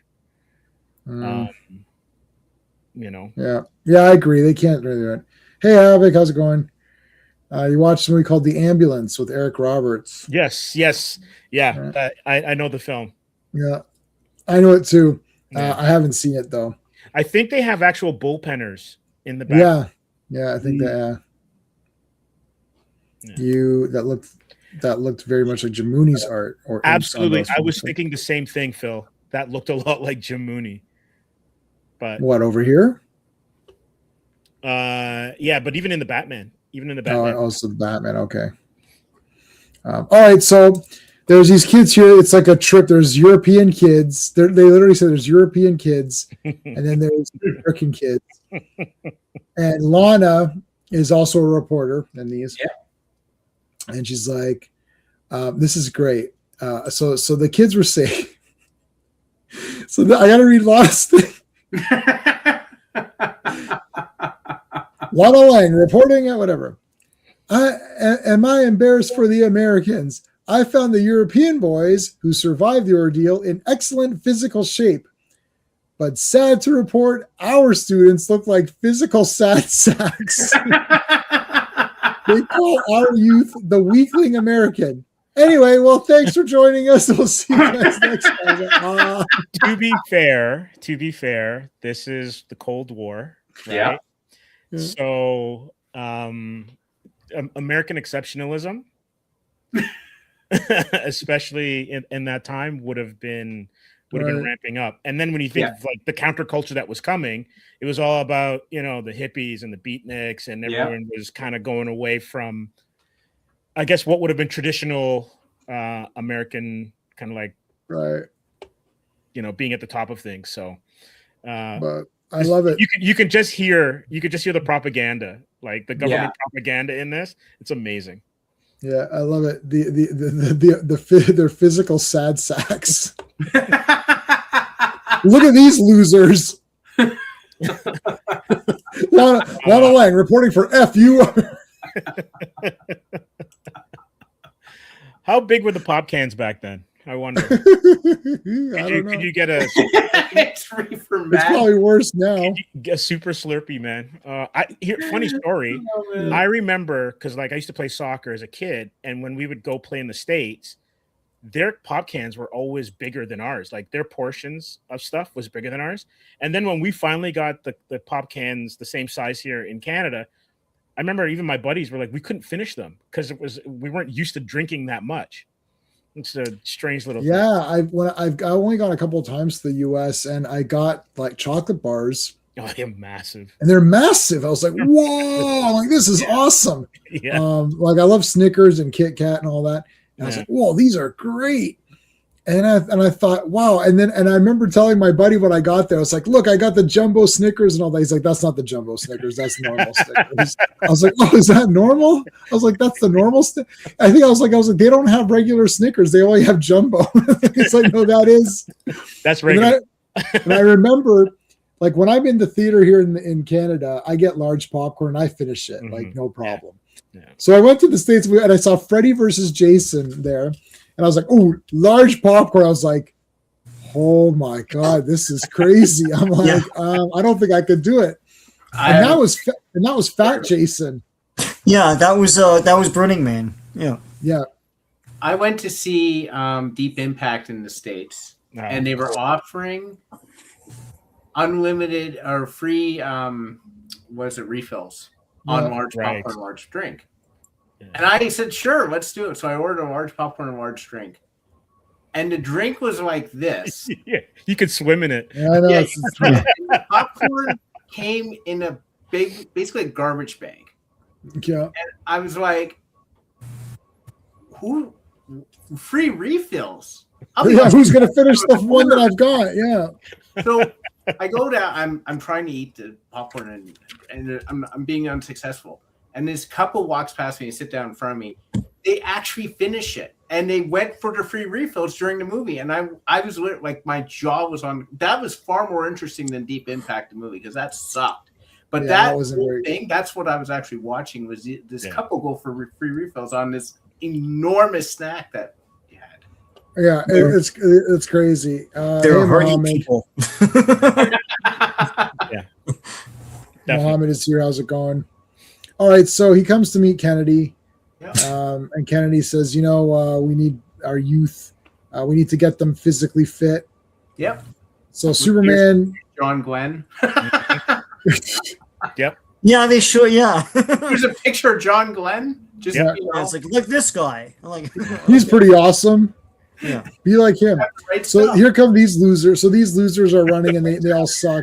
One guy's playing with a yo-yo while he's running. Yeah, while he's running. It's like, not that fascinating, dude. Jet skiing. A jet ski. Yeah, I'm not complaining. Like, I don't want anyone to think that I'm complaining. I'm pumped up for it, man. I like big slurp, like big gulps and all that. I'll finish it off. And you can mix the drinks is awesome. I love it. Yeah. But we used to call that swamp water back in the day. Swamp water, yeah. So here's the thing that I find ironic. So you're getting Superman, who basically has all of his abilities because of a yellow sun. Like he didn't. He's not like One Punch Man where he like did 100 sit-ups or push-ups or whatever. He worked towards it. He worked towards it. He's just like, he was just lucky that he's in the right solar system, and now he's chikes and kids running because they're actually running and they don't look bad with a yo-yo that they're not up to snuff. Yeah, how do you like that shit? Yeah. Run better, kids. Whoever can beat me can get my autograph. Right. Maybe we don't want your autograph. We got Batman's autograph. Yeah, what are you, Polanka? Like, that's your big reward? They would probably like Robin when you think about it, more than they'd probably like Superman or Batman. All right, so he signs for everybody. What a nice guy. He comes to these losers. He's like, you guys are fat. He literally says they're fat. He literally singles them out. They weren't there they're not that fat. Okay? No, they're not. And they're wearing super like oversized clothes, right? Yeah. Like, it's crazy. They're not that fat, Superman. That was not what the heck. Now I think James Gunn should have Superman flying around telling people they're fat, and then everyone's gonna get angry. I'm gonna say it was in the comics, but it's in the comic books. 170. But wait a second. So I love the narration. He encounters a weighty problem. And then he's like, I want them in shape by next week. Yeah. He says, I will do this if it takes all year. I want them in shape next week. It's like, but how is that possible? Like, yeah. Batman is solving old ladies' problems, and Superman's flying around with fat children. What can I say? Hold on. Phil's right. Superman can only carry 2 at a time. Yeah. They're so fat. You can only carry. Superman can only carry. You guys are so fat. Superman can only carry 2 of you at the same time. Ooh. Meanwhile, the Avengers are fighting the Masters of Evil. Right. So it's like 1963. DC Kid. I'm DC Kid.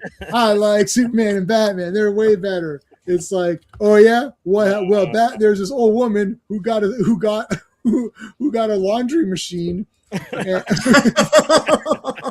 for no reason, And Batman figured it out. How you like that? It's like, well, yeah, what did Superman do? Well, Superman was helping kids run faster and curing them of like the illness of being fat.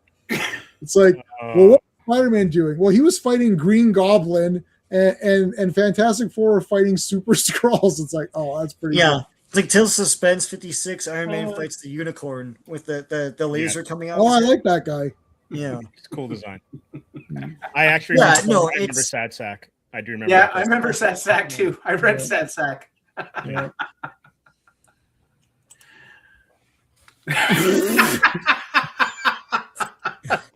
R. That's good.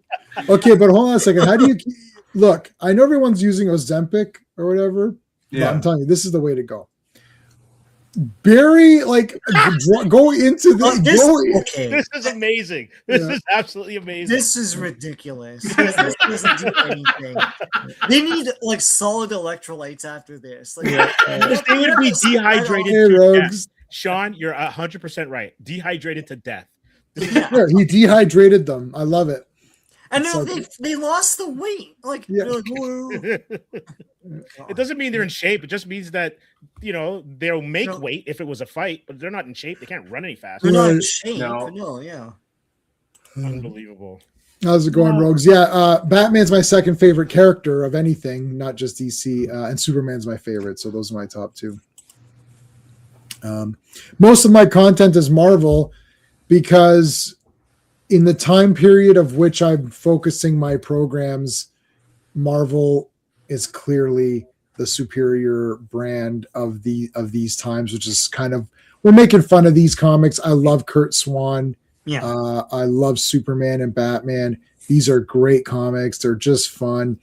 They make me feel good after I read them, and it makes me laugh. I mean, they're funny, and it's fun to make fun of them a little bit, but with the knowledge that these are some of the greatest characters in fiction, for me, like not just Pulp Fiction, but in anything. But you could see why Crisis had to be done. Yeah. Later, right? Yeah. It's just too difficult to compete with Marvel's. Like when you have your top guys, like this is the foundations of Marvel that they're DC. Sean said this. I agree with him. DC said, we got Superman. That's it.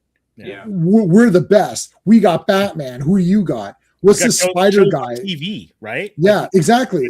Yeah. Oh, you got some Spider guy. No one cares about some kid who's swinging around. It's just shit. It's like, oh, what else you got? Oh, a guy throwing shields. Like, no one cares about that shit. It's like, oh, this guy wears an armored suit. Yeah, well, Superman can punch through his face, right? Like, but look at what they've done with those characters compared. Like so tomorrow night, most of you guys are going to be here tomorrow night for Avengers. Tomorrow night, like it's some of the greatest comics, and like Fantastic Four, like what we're reading is just crazy. Like the Avengers 149, which I have in my cart on eBay. I'm getting that one. That's where Thor fights Orca. And you think, oh, Orca's a goofy character. Yeah, but that fight was bloody epic. And then Graviton, tomorrow night, Graviton. Badass. Holy shit. Now I liked Graviton because he's a WCA guy, West Coast guy. Yeah. And then next week after that is Grim Reaper. But like Graviton tomorrow night, holy shit. And they had to get the big guns out. They're like, we gotta call Thor because we're dying. And then Thor shows up. You're like, oh shit, now it's gonna fucking go down right now. And then you're reading that, and Superman, like Lana's trying to figure out Superman's identity. Like that's what it's competing against, right? Or he's Superman's taking two kids and throwing him into a Turkish bath steam. Like it's just. So is he buying them new clothes after this? No. At least suspenders. Got to get him suspenders. He should say something. Yeah. Hey, what's going on? NDO1.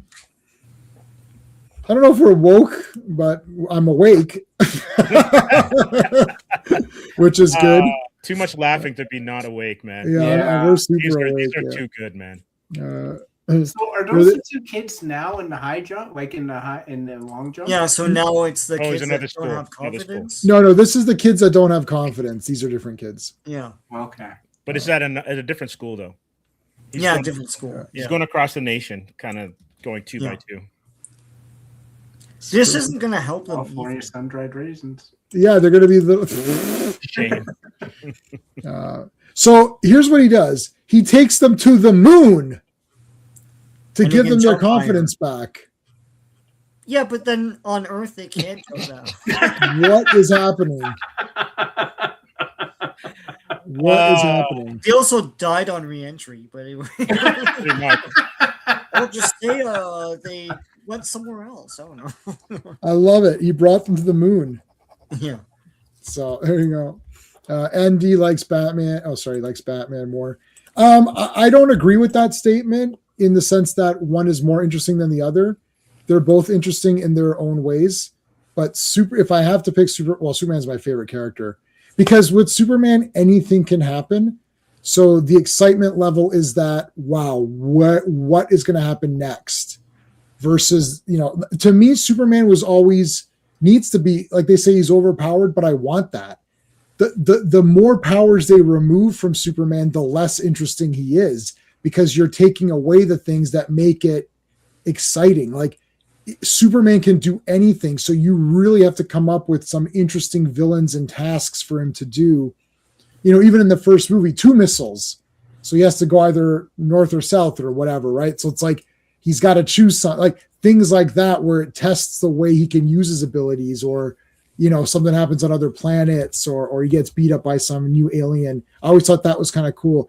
Batman was always cool to me because I felt like, he could kind of do whatever. See, Batman didn't get interesting for me until we get into he's fighting alien characters or going underwater and all this kind of weird, like Brave and the Bold. I was just going to say that Superman is sci-fi. Yeah. Batman is, like, I remember talking to Neil Adams about this. He's basically Sherlock. Yeah. With a touch of Bond, and he fights gangsters. So he's more grounded, quote unquote. And Right. Superman is fantastic. Like everything that you can imagine can happen to Superman. Batman has his limitations, but like you're right, when you throw him out of his element, then Batman also has, that element of like adventure and anything can happen. Mm-hmm, mm-hmm.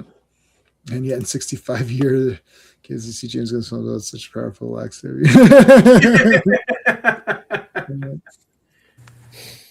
Yeah.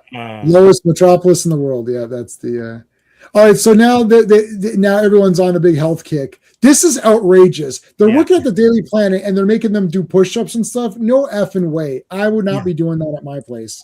And Lois isn't even trying. She's on her knees. No, that's the quote unquote female. That's a girl push-up. Yeah, it's a girl push-up. Female push-up. Yeah.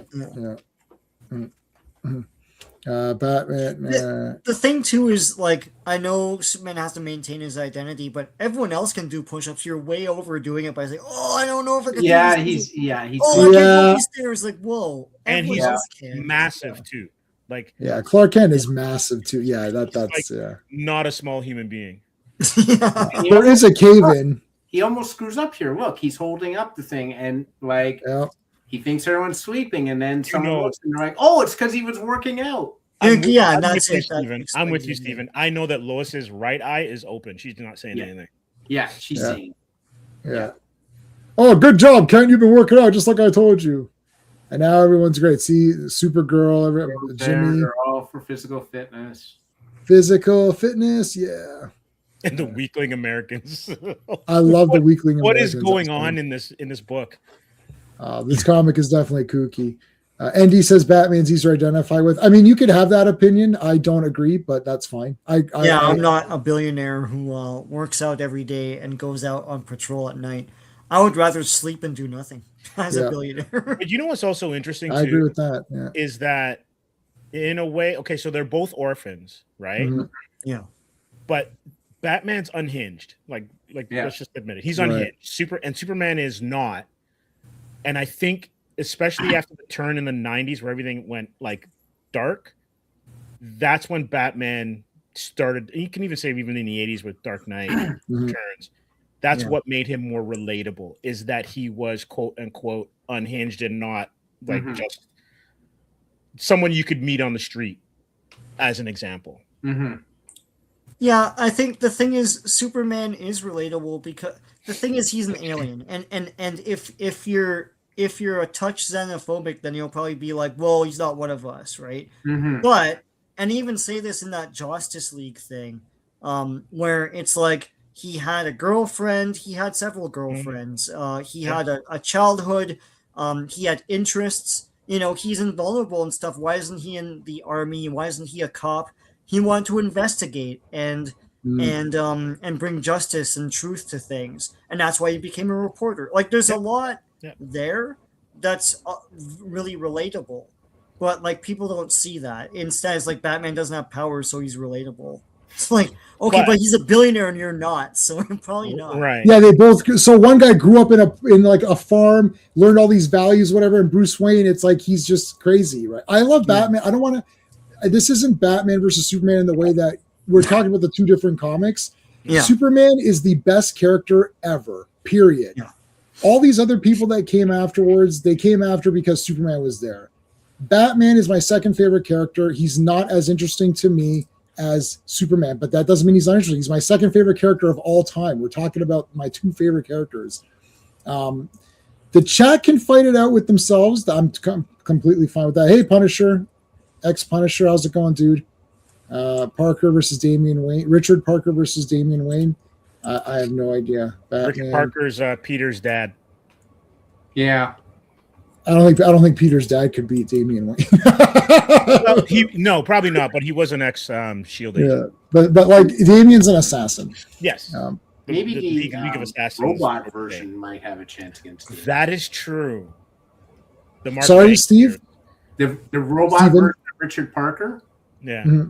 Maybe because could beat Damian. Yeah. No, I don't think he could beat Damian, but he would give him more of a fight. Batman's your hero.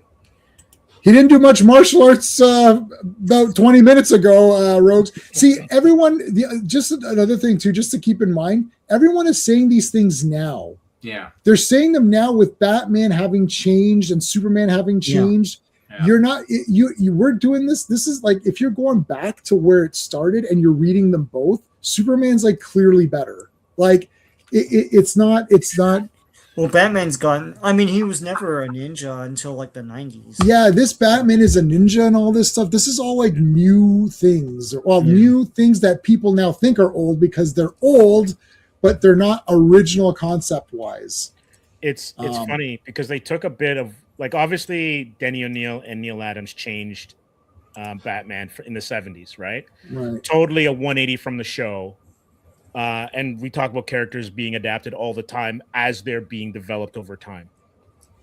But it was Wolverine and Daredevil, right, in the 80s, that when they started to lean into and it's Frank Miller, right? Right. Lean into the Japanese mythology of those characters. Batman adopted that. Mm-hmm. And then it was kind of like with the animated series that you really got that played out. Yeah, for sure. And it like, don't look at the shirt I'm wearing, right? But I like Superman better than Batman, and for me, Spider-Man is the greatest. And that's the beauty of what we're doing here, is that everyone can find it's Iron Man or it's Shazam. Everyone's got their favorite, and could back it up because it's a reflection of who you are or what you value that makes that character special, or it's the one that you read first and liked. Yeah. Right. All right. They all crib off each other. Right. All right. Let's get to this kooky story. So Lex Luthor decides that if he goes back in time and marries Lara on Krypton, he could be the father of Superman. Though the pairing of Lex and Lara would produce a different being, a different child than Jor-El. So, Luthor, are you sure about this plan? Because I'm not sold on it. And also, why bother putting him in a ship at all to produce the Superman? Yeah. Just like when the planet's being destroyed, just go back. Mm-hmm. Just leave when you're done. The audacity. Or go back and kill Lara. Yeah. And then there is no Superman. Yeah. Like, it's funny because I was watching Neil deGrasse Tyson, and he said that the whole thing about like Terminator, which is so weird, is that all you have to do is stop the parents from having sex at that moment.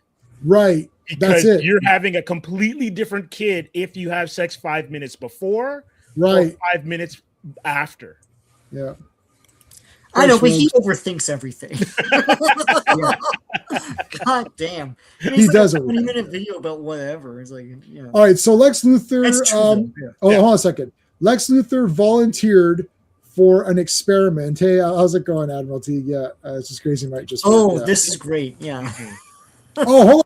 He's got a letter printed Invincible. Booyah! Nice. Oh wow, that is awesome. That is damn good. That is great. Awesome. I've got a few.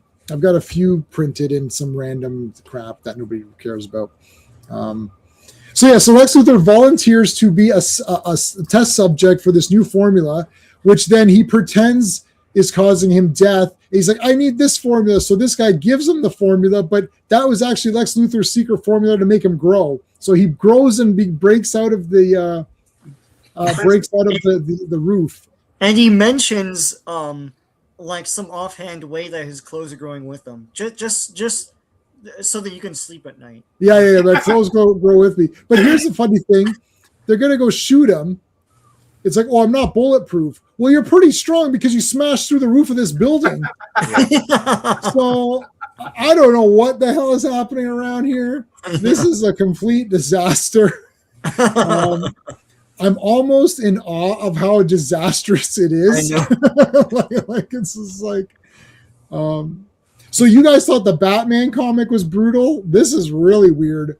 So we'll see who wins. Jerry Siegel. This is the guy who created Superman. I know this is Jerry Siegel. What the and heck? Kurt Swan. So it's like the dream team. pretty much. It is a dream team, actually. So he dresses as a gladiator. Right. So he has a new identity. So hold on a second. So Lex is going to Krypton in his time machine. Yeah. Now he has knowledge, of course, of Brainiac, and of course how Brainiac takes Kandor and bottles it up. Yeah. So Lex Luthor pretends that he's an intergalactic superhero who lands on Krypton and convinces them that he's an intergalactic superhero by showing him fake news.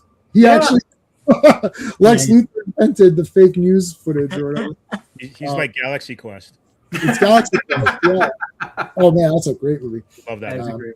He shows them Cheerios. Rocket Bullwinkle. No, I'm just joking. Yeah. I love Cheerios. Okay. So he shows them all of his different exploits where he was able to defeat bad guys.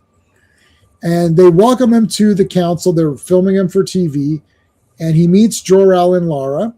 And he makes a crazy prediction. The prediction is that an evil space alien is going to come tear Kandor out of the planet and steal it.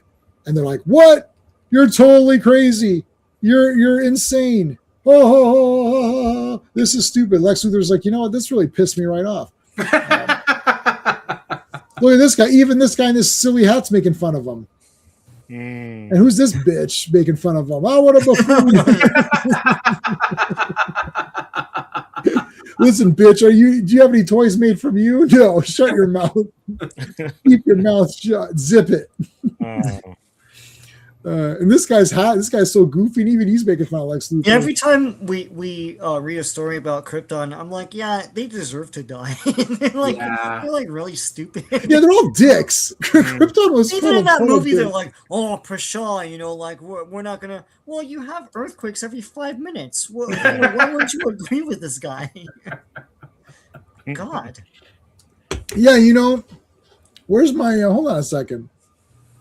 So Jor-El is telling them, like, you guys have earthquakes every 5 minutes.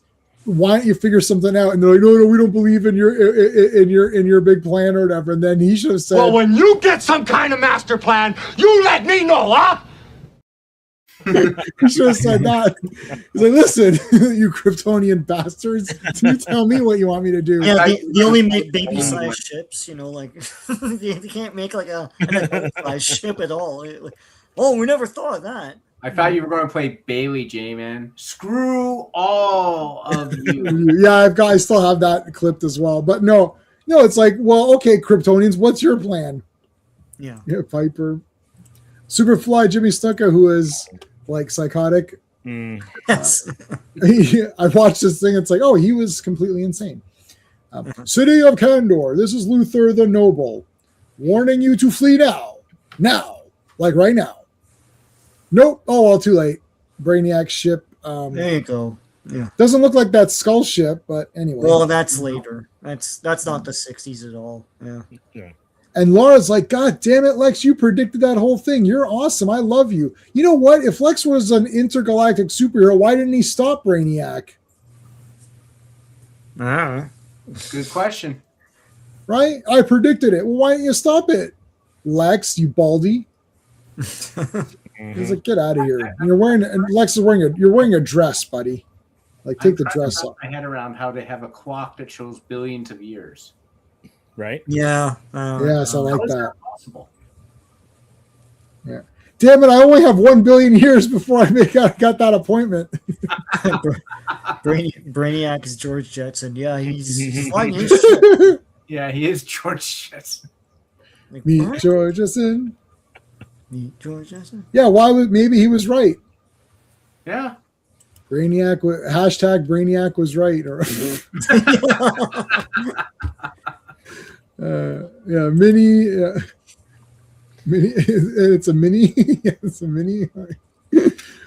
All right, so Lex, you're the best. You know what's great? Laura at one point actually says, this guy's not really that attractive, but oh well. Oh, wow. She actually says that.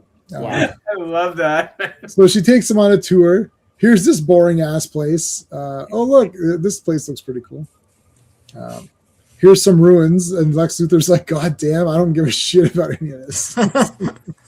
It's like their version of Atlantis or something. Yeah. Super Turtle, turns out. Ah, super. But whenever I see that font, it's so beautiful. Classic. Yeah. So now he wants to marry her. Really, he wants to get it on. Yeah. I love that, though. This dude shows up for 5 minutes and Jor-El gets kicked to the curb. Of course. Yeah, but they went on several dates. And what they didn't show this in this issue, but Laura met Jor-El on the Kryptonian Bachelor. I have a crystal for you here. Yeah, Laura, gentlemen, Laura, this is the last crystal of the night. It's like, thank you. This crystal is going to the one man who has made me happy these lives. I'm giving it to Jor-El. Thank you. It's like, yeah, and like Jor-El's in like the final four, and then she met Lex, so it wasn't for sure yet. Yeah. Like whoever the EIC was for DC must have been treated bad in high school because everything. Oh, it's Julius Schwartz. Julius Schwartz. Julie Schwartz. Schwartz. Everything is like, oh, my girl's left me, and I'm now jealous. How can I win her back? Like even Jor-El's doing it here. Yeah. Yeah. Yeah, he is. Yeah, JFK should have made him work out more.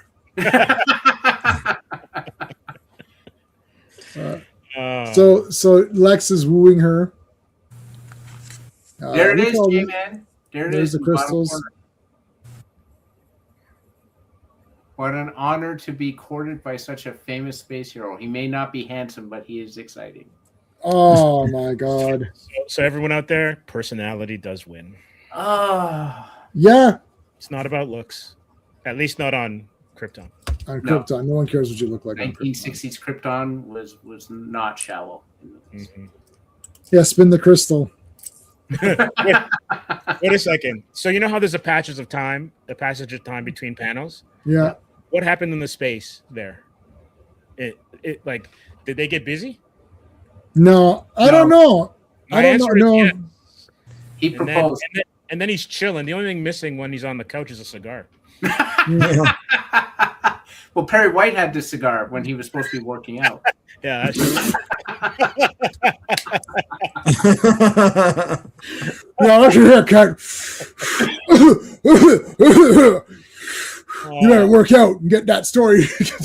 You gotta put through your damn push-ups. So is this where he outlines his multi-year plan? Like in 2 years, we'll Yeah, have this is a few years after that, Krypton will blow up and I'll leave. And and then Superman. And then when Superman encounters me, you'll be like, I can't fight you because you're my dad. Yeah. So hold on. So, okay, so wait a second. Yeah. Shit. Yeah. So wait a minute. Why would Superman still be a good guy if you were the dad? Why wouldn't you train him to be bad? Yeah. Well, how is he even getting back to Earth if he's question. on an exploding planet? Great question. No, he does He's that gonna later anyways. He so- has that space time thing. Oh, that's right. Yeah, no. So Lex is going to send Superman back to Earth and then use his time traveling thing to get back to where he was. But then all that time had passed. So it'd be like he's still, he's the father. But wouldn't Superman just be like, I don't care if you're my father, you've done crimes. He would have to change Jonathan Kent and Martha Kent. Like, that's who you'd have to affect change with. Yeah. Right. Yeah, He really, just knows they are. they should do like the Red Sun or whatever. But even in Red Sun, he ended up being good, right? I guess they're just contriving that he knows all of this stuff about Superman. Like how would he know the timeline? How would he know the parents? Right. How would he know where on the planet they are? Like, anyway, Well, I'm just assuming that he figures Superman will be good, I guess, And- yeah, Brainiac. and it doesn't matter, and he'll know I'm his father, and that's it. Like, I don't think Lex Luthor is thinking this out as like he's not the writer, right? So he just knows what he knows, and he's like, listen, through my crazy plan, I just know that if I have a way of holding this over Superman, he won't be able to do anything, even if he's still Superman. Right. That's all he's saying.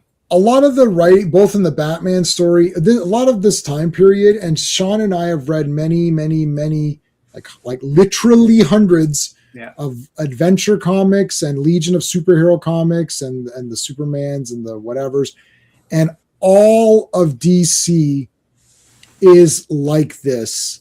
Yeah. It's all the contrivances. Oh, in this one. Things and, Like, oh, this happened, or okay, so now that's gonna happen. Is he acting bad? Things like that. Yeah, Starboy's acting like an asshole. Oh, wait a minute, right? And then It's all like, a prank or something. it's a like prank, or he couldn't tell us what was going on because he was being monitored by somebody or whatever. And when Jim Shooter came in for Legion, you could see that. Whoa, that got way better because he started to be like, okay, there needs to be villains and stuff to fight, like. Right? Well, he was a literal kid. Like, he was the audience. He was 13. Yes. Yeah. And he was writing this. They didn't know that at first, but he was writing what he wanted to see, and really what his audience wanted to see. They're fighting villains, and then you can see gradually things that he's involved with, him knuckling down into this kind of thing. Right. Yeah. What Weisinger just telling him what to do, right? So. Yeah, and they were all just like older guys that just didn't get it. I wanted to point out here that Jor-El is presumed dead. Yeah. Not at that time. I don't think he ever. No, he laid out and penciled stuff too. Yeah, but not. Oh yeah, even at that time, you're right. No. He would do that, and then sometimes they would take it, and sometimes they wouldn't. But more often than not, they would take his layouts. You're right. Yeah, but I know there's one that he penciled that looked really good. But a lot of the time, they get a good embellisher to come in to and fix it up or whatever. Yeah, fix it up. Yeah. Yeah. So and Kurt Swan would still be there sometimes, and then of course our friend stand-up guy, John Forte.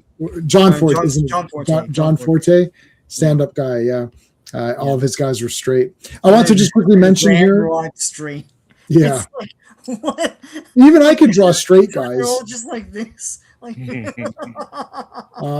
So wait, Jor-El has an accident here, and they think that he drowned. That's important because then Lex Luthor thinks I've got the. So now she's like, well, Jor-El is dead, so now I may as well just go with Luthor or Lex or whatever. Then he has this thing, and then he's planning on marrying her, and then Jor-El actually escaped. So Jor-El didn't after die. a couple days or something, yeah. Yeah, he penciled a few, yeah, but he did do layouts, and then they used some of those too. Yeah. So yeah, what was that the micro competition? I don't know. Like, sure. Just don't answer that on a quiz because we don't know. It's like Laura, she Gasp. Oh, Gasp. I love Gasp. Yep. If you follow me on any of my social media, it's Gasp JMan, because they would always they think Gasp or they say Gasp. It's like Gasp. Like, why would you don't say that? Gasp, choke, and that's all over EC Comics. Like they say that. Choke. Yeah. They think, but he's thinking Gasp. Like he's thinking it. Like Gasp. Oh no. Yeah. All right. So then he's going to go stop the wedding. But Lex Luthor has a device that he's been using to maintain his gravity. Yeah. Because the gravity's all different. So he's been using these controls, and now his technology effed up, and now he's like the gravity is like pulling him down. And he's like, oh no, Krypton's gravity, which is greater than Earth's, it's going to crush me. So he has to lie and say that he's not some intergalactic guy, that he's from Earth, so that they can push the button and save him. So they save him. And then they're like, F you suck. Let's throw him in the Phantom Zone. And then he's like, I'm out of here. And then he comes back and he sees that Jor-El and Lara got back together. And they got married, and he's back to his own time and gets captured by Superman, and that's it. Yeah. So I just want to say one more thing about this story. Mm-hmm. I guess DC Comics was so appalled by this even in 2006 that in Absolute Crisis on Infinite Earths in 2006, they reveal that this happened on Earth 170 instead of Earth 1. So it's not the canonical to the... Yeah. Yeah. It's not an imaginary story, but it's in an alternate universe or something. An Elseworlds. Yeah. Wow. Yeah. That's crazy. You know what'd be interesting? If you I'm sure someone has done it at some point. If they actually did a timeline of from whenever Soup's number 1 to whatever, how many of those stories have been lifted out of the timeline and which ones are actually canonical? Yeah. Right. Well, at the time they would say imaginary story or something like that, so then you just take that out. But there's so many of them. It's like Superman is a god. Superman, it's like on and on and on. Before they decided to come with Elseworlds or something. Yeah. Right. We're so basically our friend who passed away, Clobbering Times. Him and I would go on his channel, and every month, on the second Monday of every month, the B Monday, we would do what we called Earth B. So Earth B stands for Bob Haney, who wrote many, many Brave and the Bold issues, and also Super Sons and a bunch of other stuff as well. Thank you, CT. Yep, everyone's putting CT. So he wrote a lot of these, and Bob Haney literally said comic books are for kids. It's kids junk. Who cares? So all of Bob Haney's stories are completely bonkers, insane, nonsense. And it was so crazy that anytime these things would happen, they just said, oh, that's an Earth B story. Earth B for Bob Haney, because it was just so random. Like, for example, Batman and I have this issue of Brave and the Bold. I was buying the issues that we were reviewing. So the physical issues you know what? They're probably right here. I think they're right here. They're right at my leg here. And there's one where Batman, Jim Aparo is in the comic.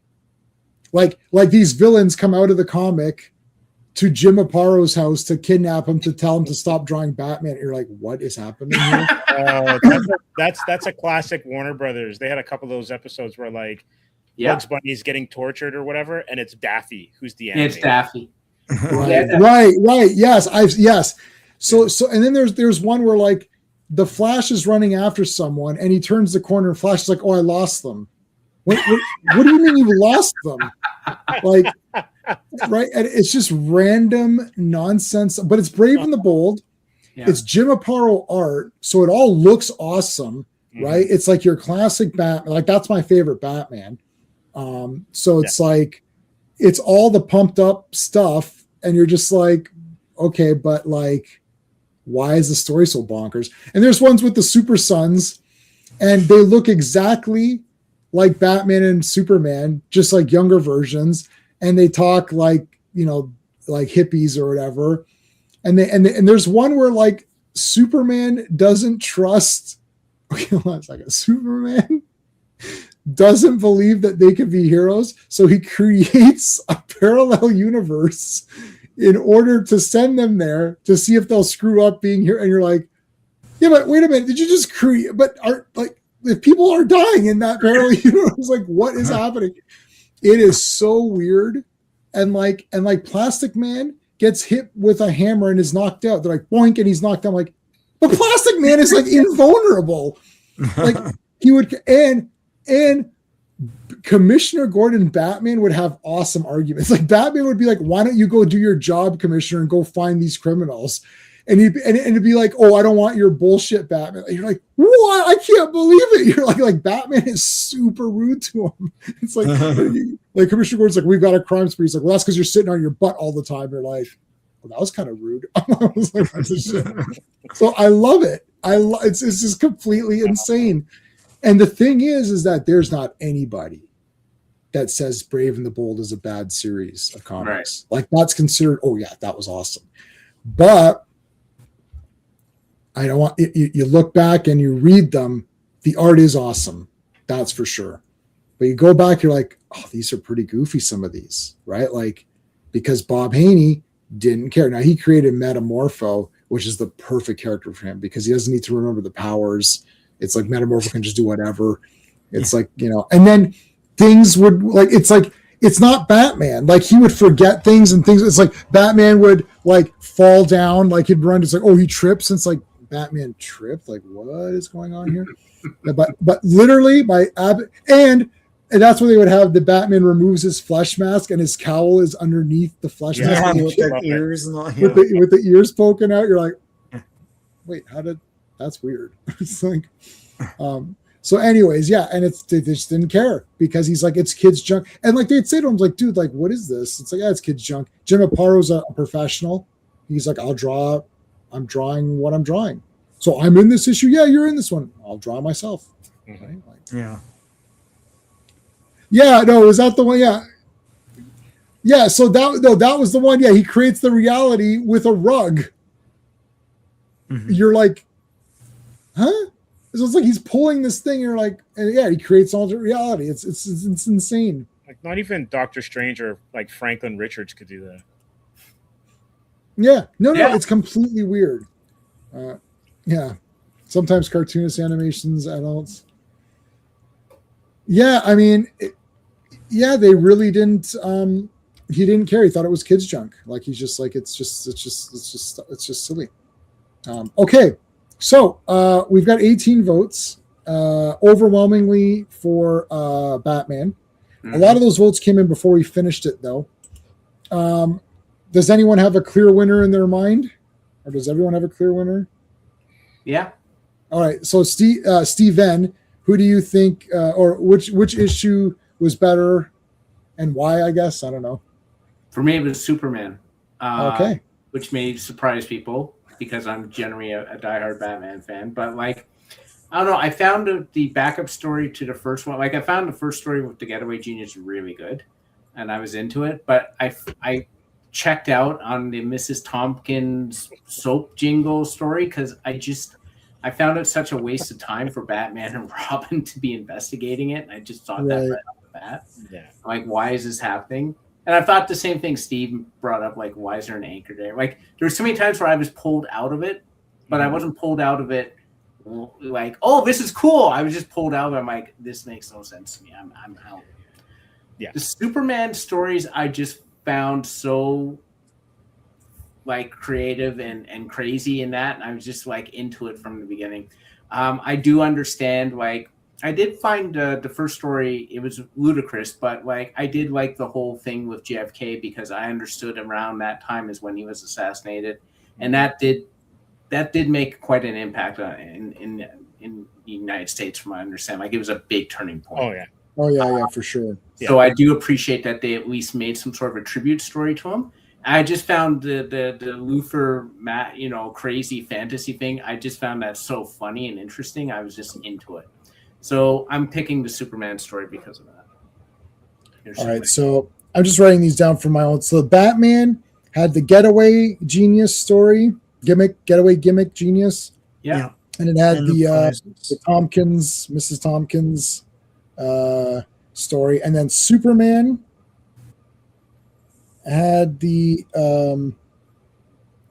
get in shape, right? Yeah. Get in shape, and it had the Lex marries Laura. Okay, so Steven, you're going with Superman. Yeah. Steve, which one do you think is better? I'm betraying my shirt. So even though I'm wearing Batman, I got to go with Superman. Steven made some great points, and I agree with a lot of them. I think that while both issues are fun, Yeah. right, they're just fun reads. Yeah. I think that Superman stories takes themselves more seriously than the Batman ones do. But what I mean by that is the stuff that happens in the Batman, both the main story and the backup story are so ridiculous. Like they're so ridiculous on their face that you just kind of gotta go and shake your head. And there's I think almost like the Batman issues, the stories, they're winking at you, the reader, as well as themselves. Mm-hmm. And the Superman stories are straight up like, this is our universe. These are the parameters of what the storytelling is going to be, and we're going with it. And so, like, you think of all the reckless child endangerment that Superman did, throwing those kids into the geyser or whatever it was, and how unrealistic it all is. And also too, like, it plays into a little bit of the real world fears that would have been going on in the US at that time, because they'd come out, I think the Korean War had just finished, and then they'd already had World War II. And then they were also getting to this period where like their confidence was being shaken, right, as a nation. And then losing JFK and all the questions that they were kind of having to ask themselves were manifesting themselves in this book. And so for me, the Superman stories hit harder. The Lex Luthor one, as stupid as that is, being a Spider-Man fan, Aunt May tried to marry, or Doc Ock tried to marry Aunt May. So I'm all good with like supervillains marrying family members of the hero. I'm down with it. But it's also on its face so ludicrous because he's such a criminal mastermind that he almost overthinks his plan. Yeah.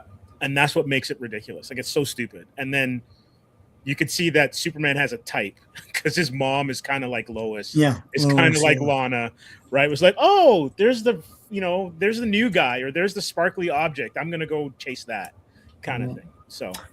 Yeah, Al brings up the space. You're absolutely right, Steve. That's a great way of putting it. And there was also, as Al said, the space race. And the space race was huge. Absolutely. In the 60s. Yeah, like that's the only reason why we're on the moon, right? Yep. We actually went is because we were, trying to be there first against Russia. Yeah. Well, I thought we were there to get in shape or to get our confidence back. Well, think of how fast they would have been able to run if we did everything on the moon, right? So yeah, they would have weighed less. That's for sure. Right. Yeah. I'm gonna watch. I've read the first ever Game of Thrones thing that I read before the show was on. I've read there's 3 stories of Duncan Egg, and I read the first 2, so that'll be season 1, season 2. So I will watch that, yes, but I don't have HBO, so I'll have to wait.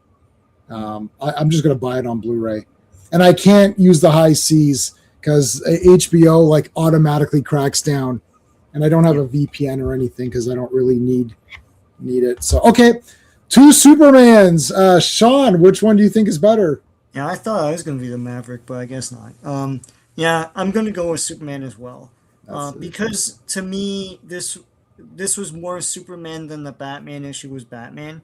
Yeah. In that, like, I found the Batman stories dull. I mean, I know that, like, they're cool stories for the time and everything, but the stakes are fairly low, and the whole thing with the prizes, it's like, Batman could be used for a lot better things. We laugh at the 2 Superman stories, but the stakes are high. It's like, all the kids in America are not in shape, and it showcases it's a classic Superman thing in that it's super feats. So like it's like the geysers is a super feat, the moon thing is a super feat, like it's all super feats, right? What you expect in a Superman thing, and the whole Lex Luthor thing.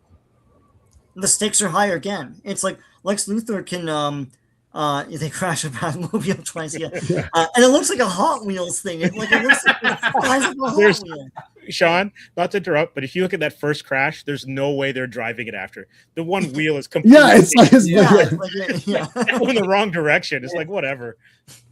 Yeah, I feel like that Batman issue feels like they gave up on those characters or something. I know they didn't, but it just feels weird. It's like maybe it was just stories in a drawer for backup stuff in case they couldn't make a month or something. That's the other thing. Like, I know it's the first appearance of that one guy, the Getaway Genius, but like there's a lack of like classic Batman villains, which would be more of a trope later on after the show. Whereas the Superman one has Lex Luthor. And all of the things about Lex Luthor, like it's a great Lex Luthor showcase because like there's this random like intro quest where like he's getting out of that and getting out of the prison, and it's in the most ridiculous way. Like he it's science fiction. He grows big and then he grows small and all that, and then he invents this machine to go back in time, and so it's a very science fiction Lex Luthor thing to do of the time, like pre-crisis. Luthor. So it's a lot more fun, inventive, has all the things that you expect from a Superman thing. So I'm going to give it to Superman. Yeah. I'm giving it to Superman because all four stories were lame in some way, but Superman was lame with creative things going on. Yeah. Yeah. Right? Like, the Miss Tompkins thing is just stupid. Like, that entire thing was dumb. The Getaway Genius is actually the best thing. Yeah. It is. Right? Yeah. Unfortunately, that character is cool. Character is cool. And I'm reading this, I thought, oh no, Superman's not going to win this week. That's for sure, because this guy's awesome. And then it's like, oh, our bat symbols wrapped around us. I'm like, this is dumb. What happened there? And I'm like, I like their idea of let's make it so tempting for the criminals to want to attack us that we're going to draw them in. Like, we're going to play possum. We're going to draw them in. Why couldn't they have just pretended to swing? And even if they want to do goofy, maybe Batman and Robin swing and bump into each other and get knocked out. They're knocked out. Let's just go shoot them right now. And then, you know what I mean? Right. And they capture them that way. Like, not this, the hexer and the bat signal is going to do this. Like, in the newspaper, like, what if that guy didn't read the paper? Like, it's just so weird. Like, if the first 3/4 of it were awesome. Like, it would have been like, this is good, but then it's just like it got goofy. The Superman ones were goofy, but there's a lot of cool stuff going on in them. It's like, it's goofy, but there's giant Lex Luthor. That's kind of neat. Yeah. Like, don't look down on giant Lex Luthor breaking out of jail. That's like super pumped up. And JFK and all that. Listen, sometimes comics have to do something. They use Superman to address, and they still do it now. Whenever there's something big that happens, they still do it. They did the issue with the Twin Towers. They did a Marvel special thing for that too, right? So they've done stuff like this before. So it's not out of left field. And I mean, let's face the facts. This is also in Canada. This is not just the States, but people are out of shape. Who has two thumbs and was like out of shape and had almost diabetes and heart attacks and whatever. This guy right here. So it's a true thing. Now, Superman can't really do anything because he's fake, but at least they're trying to get people excited about something. So there's that. And then, going back in time, you got time travel, you got deep sea accidents, giant Lex Luthors. I like Lex Luthor lying and making up fake news. That's super funny. It was like Running Man or whatever. From the big fake footage and everything. It's goofy, but it's goofy with cool things that are creative. Batman was goofy with a creative villain, but then it kind of fell off. And then that second one was just completely stupid. Like that she won a contest, so who gives a shit? Like, I don't like, what does this have to do with, like, they could have easily come up with something else. Easily, just with that same art, right? You could just say, hey, my I don't know, Mrs. Tompkins' machine, somebody broke into her house and stole her washing machine. And it's like, why would someone do that, right? Maybe it turns out that when they were hiding the money, they hid some money in the washing machine, and that happened to be the one that she purchased or something, right? Yeah. And they tracked that down, and then they just wanted the money, and they're like, why would they only steal a washing machine and nothing else? Like, I just made that up now. Like, so in thinking about this for less than 1 minute, I came up with something using the same art. Like, you don't even have to change anything. It's just like, it's like, oh, she won a contest. Okay, who cares? Like, it's just dumb. So yeah, Superman this week wins. Superman has it always won? I can't remember because I did a lot of these on my own. So I don't remember exactly, but Superman has not won. So far, I'm not keeping track of who's won more. But yeah, Superman was just more clever. So. He won the last one. Yeah, I remember that. Yeah. Did he win the last one? Yeah. Yeah. So how many have we done together as a group? Just one, two. This is the second one. Yeah. So hold on, how many do I have? There's a playlist for this. I believe so. I think there's a Batman versus Superman playlist. Let me see. Hold on. Also, Really? too, going back to Batman, Mhm. like considering you're dealing with wild animals, including a bear, why are you hiding money in their cages? Yeah, makes Right. sense. Because I think someone in the chat earlier said the last thing you want is like animal shit on your money. Right.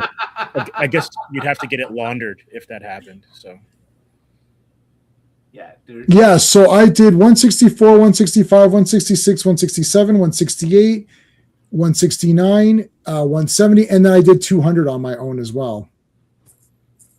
So I did quite a few of these actually, pretty decent. If only they had done that in Superman 2 instead of Escape by a Balloon. Oh, and Yeah, that would have been awesome.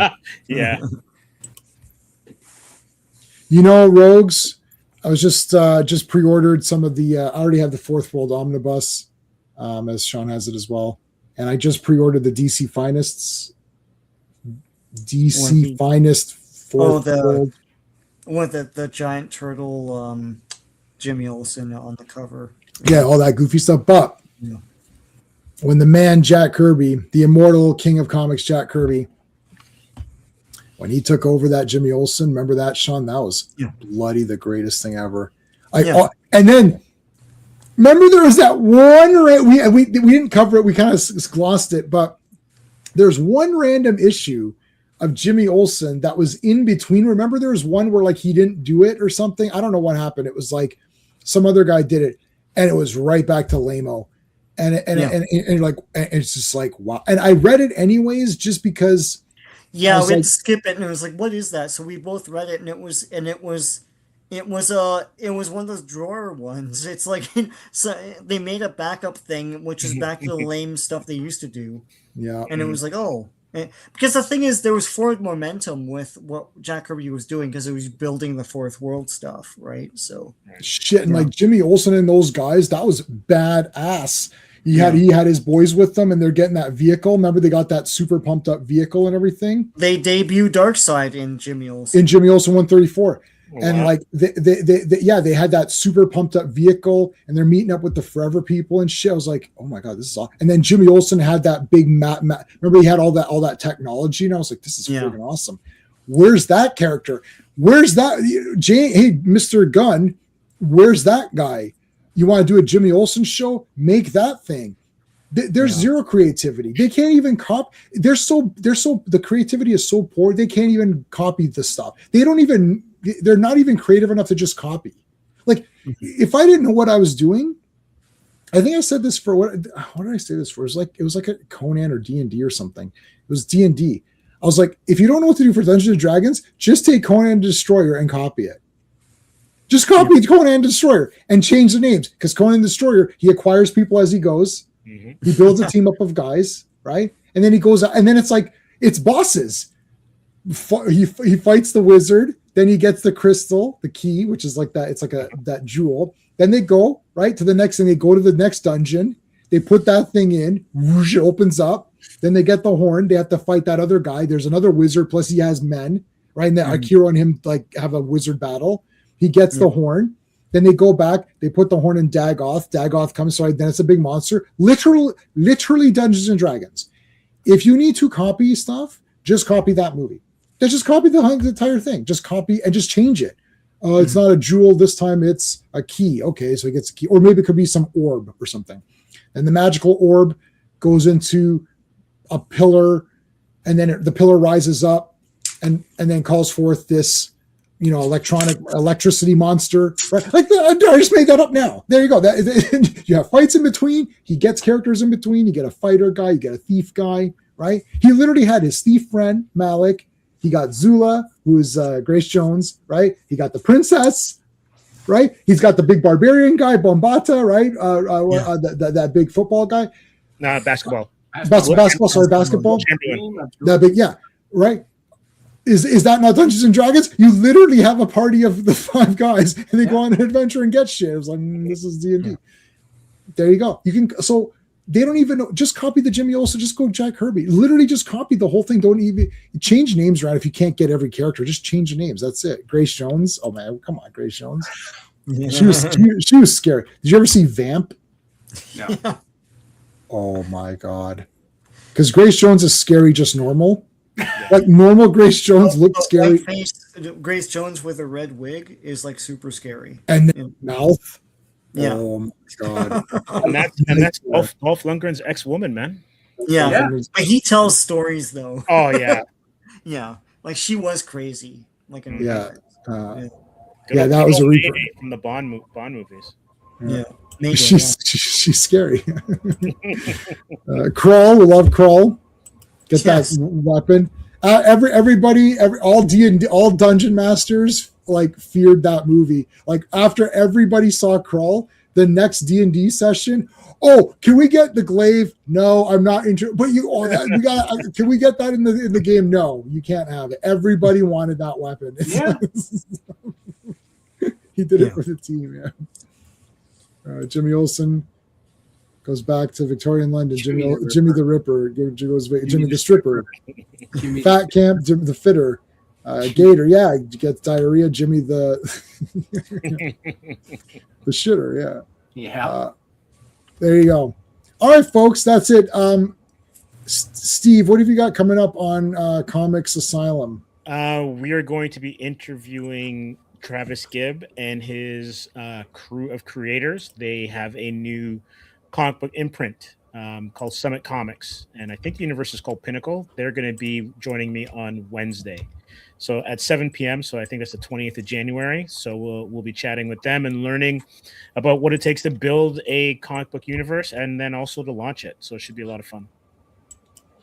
All right. Steven does not have a YouTube channel, but he has an author's page, which the link is in the description of all my videos and live streams, but I just put it in here as well. So check out his stuff. He's got a lot of, and all of the links to the different Amazons and whatever are on this. You can get them through here, right, Steve? Yep. Yeah. Okay. Anything coming up that you want to mention? I mean, I'm still writing for the Action Elite, the Movie Elite. I'm still writing my next novel, so just still working, just still doing my stuff. All right. So poll is done. 61% picked Batman for this one, but I think they picked Batman based on Batman and not the story. Yeah. When we come back with this program, keep that in mind. We're not picking a character because Steven likes Batman better than Superman. And Steve, do you like Batman better than Superman? Or I like Superman better than Batman. You like Superman? Okay, so the three of us like Superman better. Now we picked Superman, but I would not like Batman has won a few of these when I did them, and I love both characters, and I buy both comics. So okay, that's that. Sean. Well, Sean and I are going to be back tomorrow for Earth's Mightiest Mondays. Yeah. Tuesday, I'll be co-hosting Tuesday Night Terrorvision, talking about 976 Evil. Wednesday on the War Room. I'm going to be there. I don't know if Sean's going to be there, talking about Expendables 4. And then Friday, we're both here for Fantastic Fridays. So, Sean, what do you have apart from that? Tuesday, I've got Masters of the Universe 1 of 3. It was the miniseries that DC made in 82. in 83. And Thursday, I have the second part, 2 of 3. And then I guess Sunday, I'll have Masters of the Universe 3. I'm on a whole Masters of the Universe kick because that's what a decent trailer does for you. So, just going back to the origins of that. And sometime next week, I'll have the first appearance of Titano, which is Superman 127 from 1957. So there you go. So, Al, okay, so we're all on different time zones because it's the 25th today. So, what you got to do? I know people say this on YouTube videos, but they say it for a reason, and that is to hit the notification bell. If you're subscribed to someone and you care to see things when it's on, hit notification bell because the time zones, everything's messed up. Like ours on different time zone where everyone's got different things, so they don't know when it is. It's best to hit the notification bell, and then you'll just get the notification and you'll know. So Steve, 28th. There you go. He just posted it in the chat for you, Al. Okay. Blasphemy. I don't know. What did we blasphemy? I don't remember. Probably. Whatever it is, I'm against it. I don't know. But now I was wearing Spider-Man underneath, but then underneath that is Superboy. so I was secretly rooting for Superman. I got Wonder Woman beating the shit out of Superman. Oh, that's fake. No, she can't. GLA 143, I think. Great cover. Oh, and I think it was classic. Dolph Lundgren was in what's View to a Kill. He was he was just a he was one of the thugs or whatever. Yeah. Thugs. Yeah. I know you do it and then it doesn't happen. I know that's I've had that before too. Brian Boland, Wonder Woman, absolutely. Brian Boland's amazing. Yeah. Wonder Woman's my third favorite. Once you get into like 6 and on, then it's all Marvel characters, but the first few are DC characters. So that's it, everybody. Thanks for being here. Appreciate it. Hit the like, all that stuff. See it. Avengers tomorrow is going to be fire. So you need to be there. Like, this is the real comics now. These are the real Avengers. It was all fun and games. Now the real shit is starting up. So I'll see you guys tomorrow. Okay. Until next time. Hey friends, you've just been listening to JMan, and he is the smartest person who ever lived. So make sure you like and subscribe.